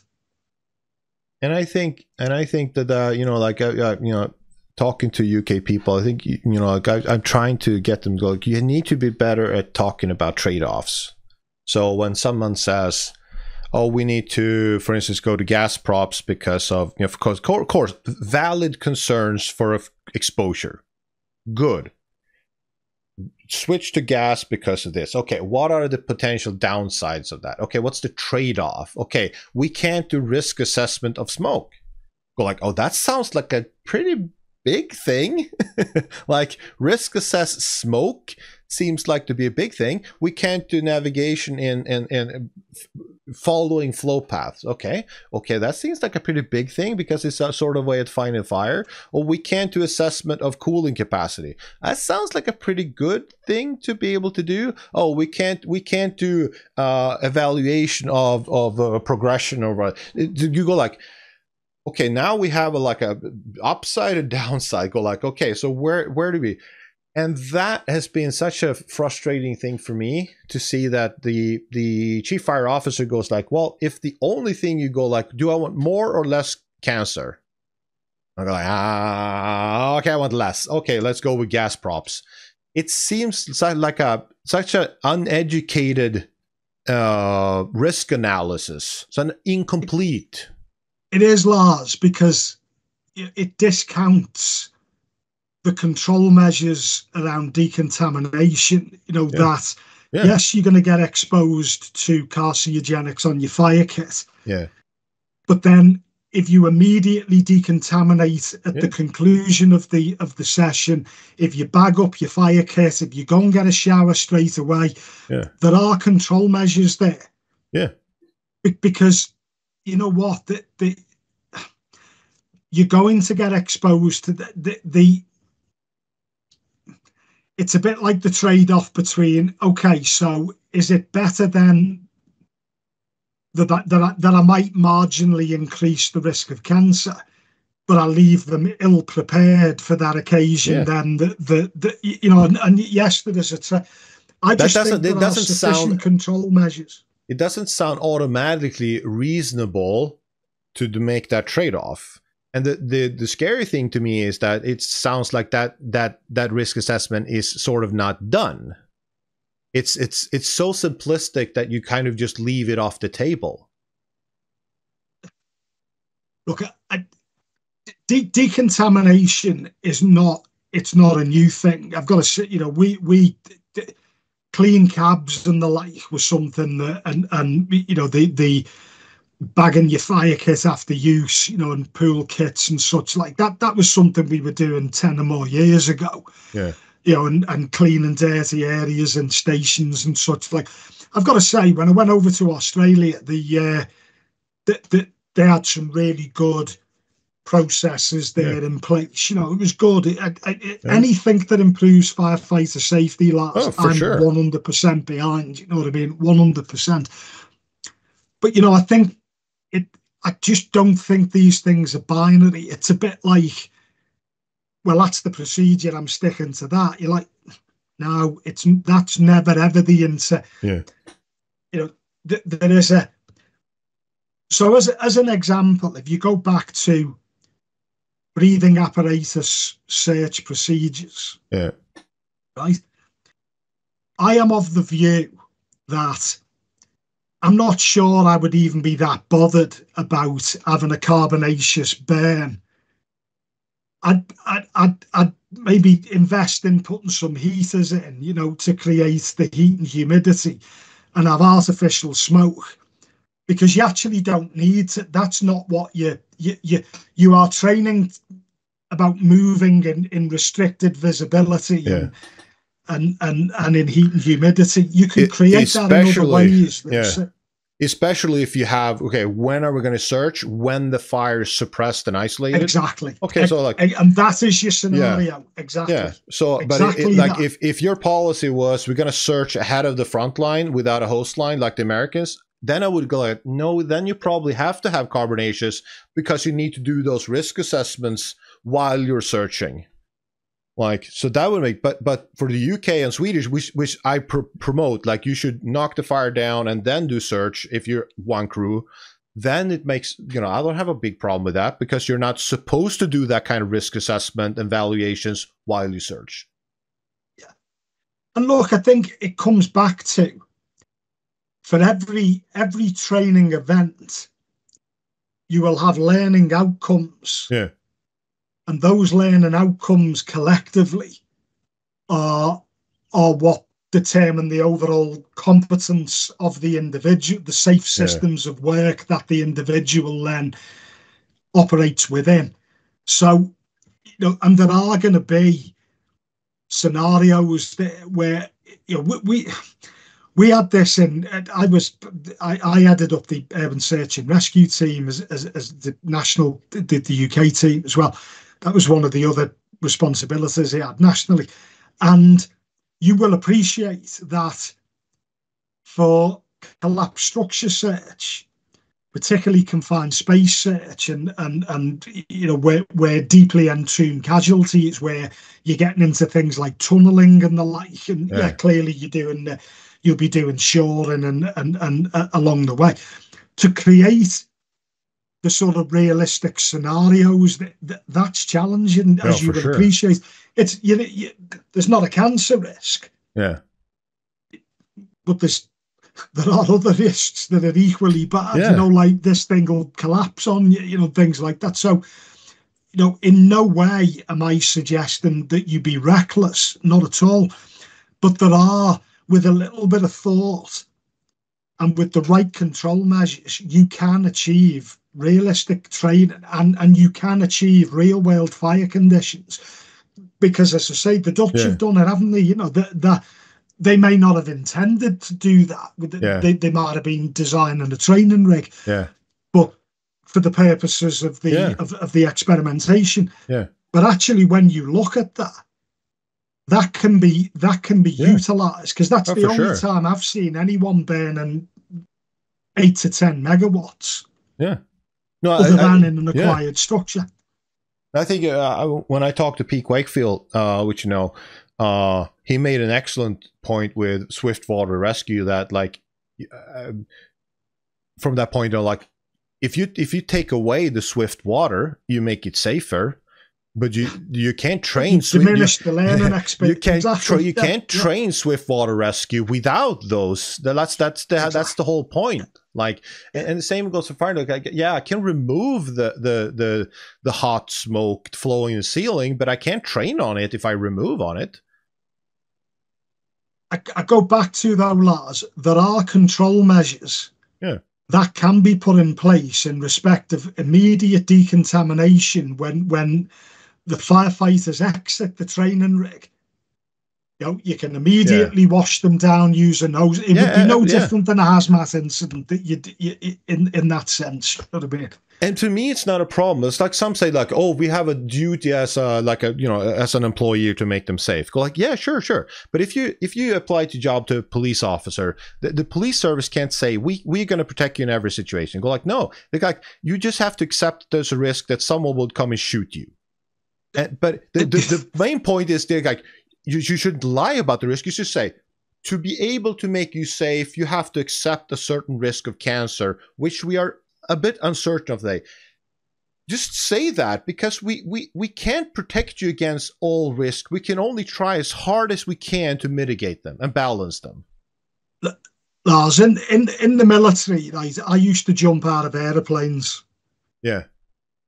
Right, that's not something that anyone it's not inherently safe to do that. It's not something that you used to jump out of airplanes and then you would do when we were practicing attacks. We do it with live rounds and on one occasion, I got the tip of my bayonet shot off, so it shows you that that's quite close. You know what I mean? There is an element, and what I am not saying that look, you're right. You cannot eradicate risk in its entirety. You can only balance them and mitigate them as much as you can. And look, there are plenty of fire and rescue services in the UK. I would say almost all that are still doing carbonaceous fire training. Yeah. So if they're going to do it, so let's do it in the best possible. So let's do it in a scenario that's going to add the most value. Absolutely. And some would maybe think that I'm like neglecting, for instance, cancer as a risk, or I'm then being disrespectful for all the people who's gotten cancer because of being a firefighter. Well, like, no, I'm not. I think it's horrible. I mean, a lot of it's because of ignorance, of course. We didn't know 40 years ago or 30 years ago. We started to know about it about 20 years ago, and 10 years ago, there wasn't really any excuse to start taking measures. And now, of course, there are no excuses to doing the best we can. But that is not the same thing as saying now we have to eradicate all the risks and add new ones in. That's not acceptable to me. No, I honestly, Lars, I don't think it's binary. I genuinely believe. I go back to there are a number of competing risks, and there are appropriate proportionate control measures for all of them. Yeah. It would be it would be inexcusable if you didn't apply the control measures to the fullest extent that you could. That absolutely would be inexcusable. And there's so many simple things in UK that you need to fix, like retained firefighters, not showering after, going home in their own clothes and everything. Yeah. There's so many obvious things in the UK that are just bonkers with my view. Agreed. And look, again, because of my actual lived experience is always been in metropolitan services with career firefighters. Although I did get some experience with volunteers in Australia, but even on an odd, it is far from ideal. I get it that there is. You have the estate that you have, and many of the fire stations, retained fire stations, may only have one or two showers in them, if they have showers in them at all. And I get it. I absolutely get that these things you can't fix them all overnight. I get that, but I do think that the will, in any asset management program, which this is when you're getting into the space of being a chief, you can't just focus on the good stuff. You've got to you're looking at things like estates and all your infrastructure and all the rest of it, and thinking about I've got 50 or more fire stations and we've got to upgrade all of them. Yeah. How do you do that? Well, you're not doing that overnight. You know what I mean? No. You're just not doing it overnight. You're just not, because every other fire and rescue service has got that and they all want the money to do it. And and no one wants to pay more tax. You know what I mean? So you are where you are. It's about being reasonable. It's about doing as much as you can do. Yeah. No, I would. I'm not saying this is easy. I'm not saying that this. If you identify that there's, let's say, and I've had this discussion with many, like if you simply, let's say that, we don't have showers in our retain station, and that seems like an obvious thing that they should be able because of cancer. Okay. So you can go to your politicians and say, there are two options. Either we break the rules for health and safety. We know that this isn't obvious things. I'm not saying shower is the only thing. I'm just saying it's just an example. Yeah. This is an obvious risk. We have a duty to stop it. If either you supply money for it, or we will not do interior firefighting or a fire station. And you have to go to the public and say your firefighters are not going to go inside. They are not allowed to go inside because we don't have this. Like, I'm not saying, there's always, the public expects something. Yeah. Right. The public expects something, and the politicians, of course, direct money here and there. Now, the public don't have a right to expect something which the cost is paid by the firefighters. For instance, in cancer, that maybe if the firefighters say we will willingly accept this risk for anything, but the government can't demand it. So no. I wish that a lot of fire service chiefs were, I would quote, have more of the cojones to go to the public and say, you either get this or we will stop doing this. So the whole time I was a chief in the UK, we went through what they called here austerity. Yeah. Which was substantial challenges in respect of public spending. And I had to preside over that. I'm going to say probably had to take out about 400 firefighter posts, which was, it was outrageous, absolutely outrageous. Yeah, can't imagine. And that sucks. Yeah, it was absolutely not what I joined to do. Let me be clear about that. And I was very clear publicly. It's a matter of public record. I would only ever say that anything that we do here can only ever be the least worst option. There is nothing we can do that is going to do anything other than detriment the service. It's now about trying to to be of the least detriment. Yeah. And we lobbied, but of course we were lobbying alongside the local authorities that were suffering the same level of cuts, and they were lobbying around things like adult social care and children's services and things like that. And you know what I found, Lars? The majority of people don't really care about the fire and rescue service. They don't give it another thought. Yeah. And ironically, the real irony, it was actually easier to close a fire station than it was to build a new one, because people were objecting to a new fire station getting built. Yeah. But no one really was that bothered about closing. And I'll be honest with you, I was like, because we're invested in it. It means something to us.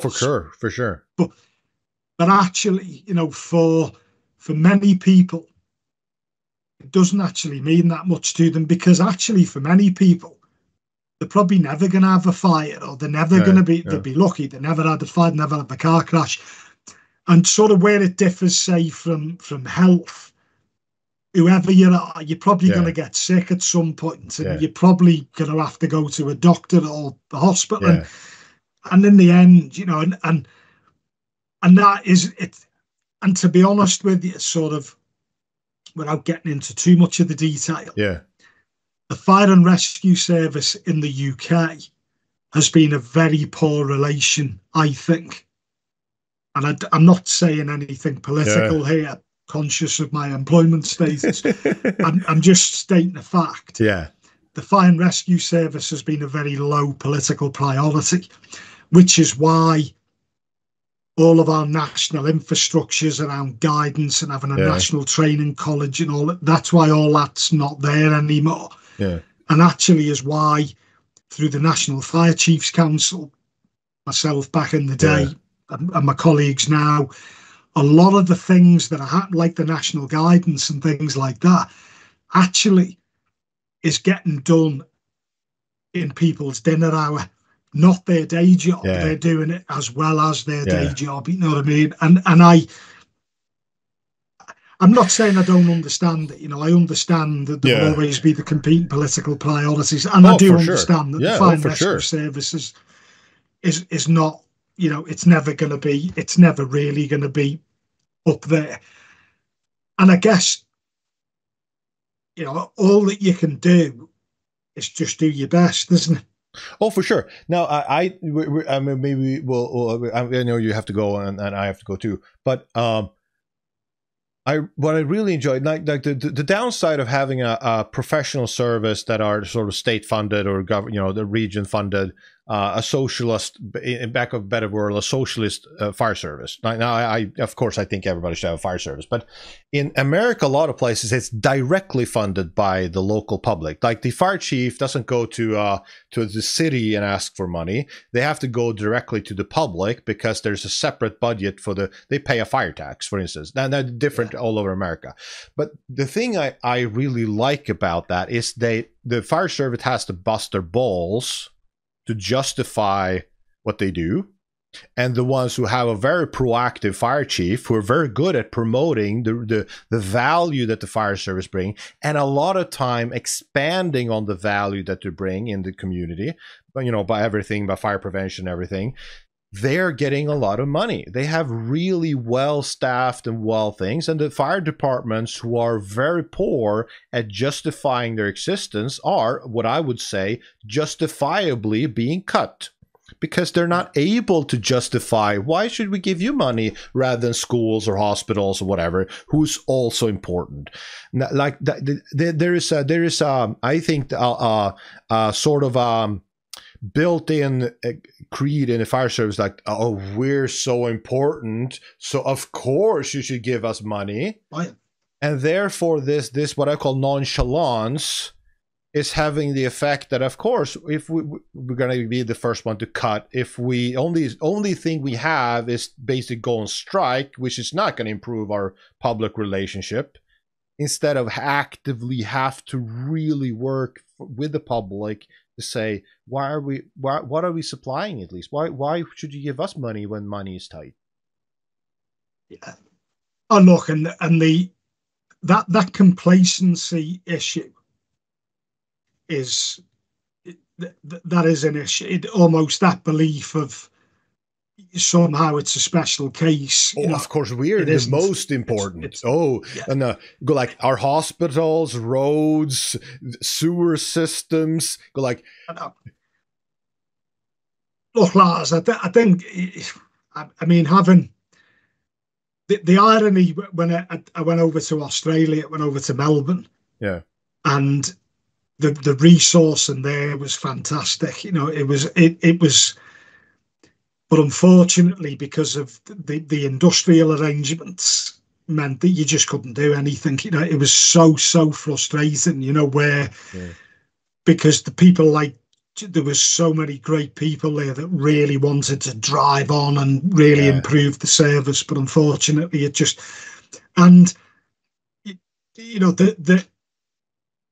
you see that the world over. There's at different points in time, you will have opportunities, and for me, you've just got to take them to try and do the best that you can, and look, I think for as long as there are fire nerds, then advocating for the service and really believing in the great stuff that and look, I get it. Most people are never going to have a fire in their lives. They get that. Yeah.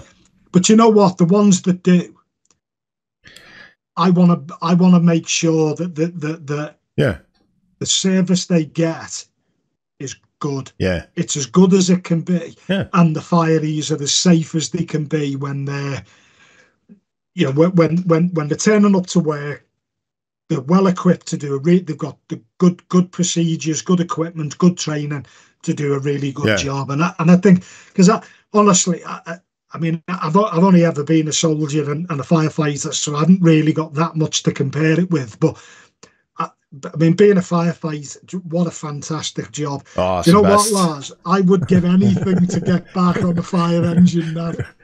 The only reason I'm not operational is because to be a firefighter these days is so little about actually being a fireman or a firefighter. It's so much else. And if right now, when I work sort of outside the system just as a fire instructor, I get to do basically that without the operator. But I would love to ride a fire truck again. And I will be retained again. So I'm just doing my physicals again for being retained, because my workshop is out in a smaller city outside of the little bit bigger city where there's full-time, and I don't want to work full-time. So I will get to do during the days when I'm at the workshop, I'll get to be retained again. You'll be able to go. Fantastic. Yeah. And you know what I always say when I'm on station visits, and if you know, about fire stations, I always say to the firefighters, enjoy every minute of this. Yeah. Enjoy it. Don't just enjoy every minute, because I would give anything to be back, to be sat in front of the. Oh, absolutely love it. It's 5 years since I've been in charge of a major incident. 5 years. Oh, I miss it. Miss it so much. And you know, I'm a fire nerd. I only do firefighting. But you know, when I as a retained, you know, even an automatic fire alarm, I love it. I love the whole, you know, like it's everything. I'm so curious what is going on. Can I do something? I'm very action oriented. I just want to, you know, even if it's a water leakage, I go like, oh yeah, can I go out? What's happening? Is a pump here? Like I can just get excited of everything. So I think this curiosity in me also, I just want to be in that center of things happening. I just found it's so rewarding, and of course, you know all the time that you're doing something that nobody else gets to do in terms of helping. Like they can't call the plumber because the plumber is not fast enough to do the water leakage. So they don't have the tools. We can cramp a line. You're feeling useful. Oh yeah, there's the fireys do a lot of good stuff. That's for sure. That's for sure. That's for sure.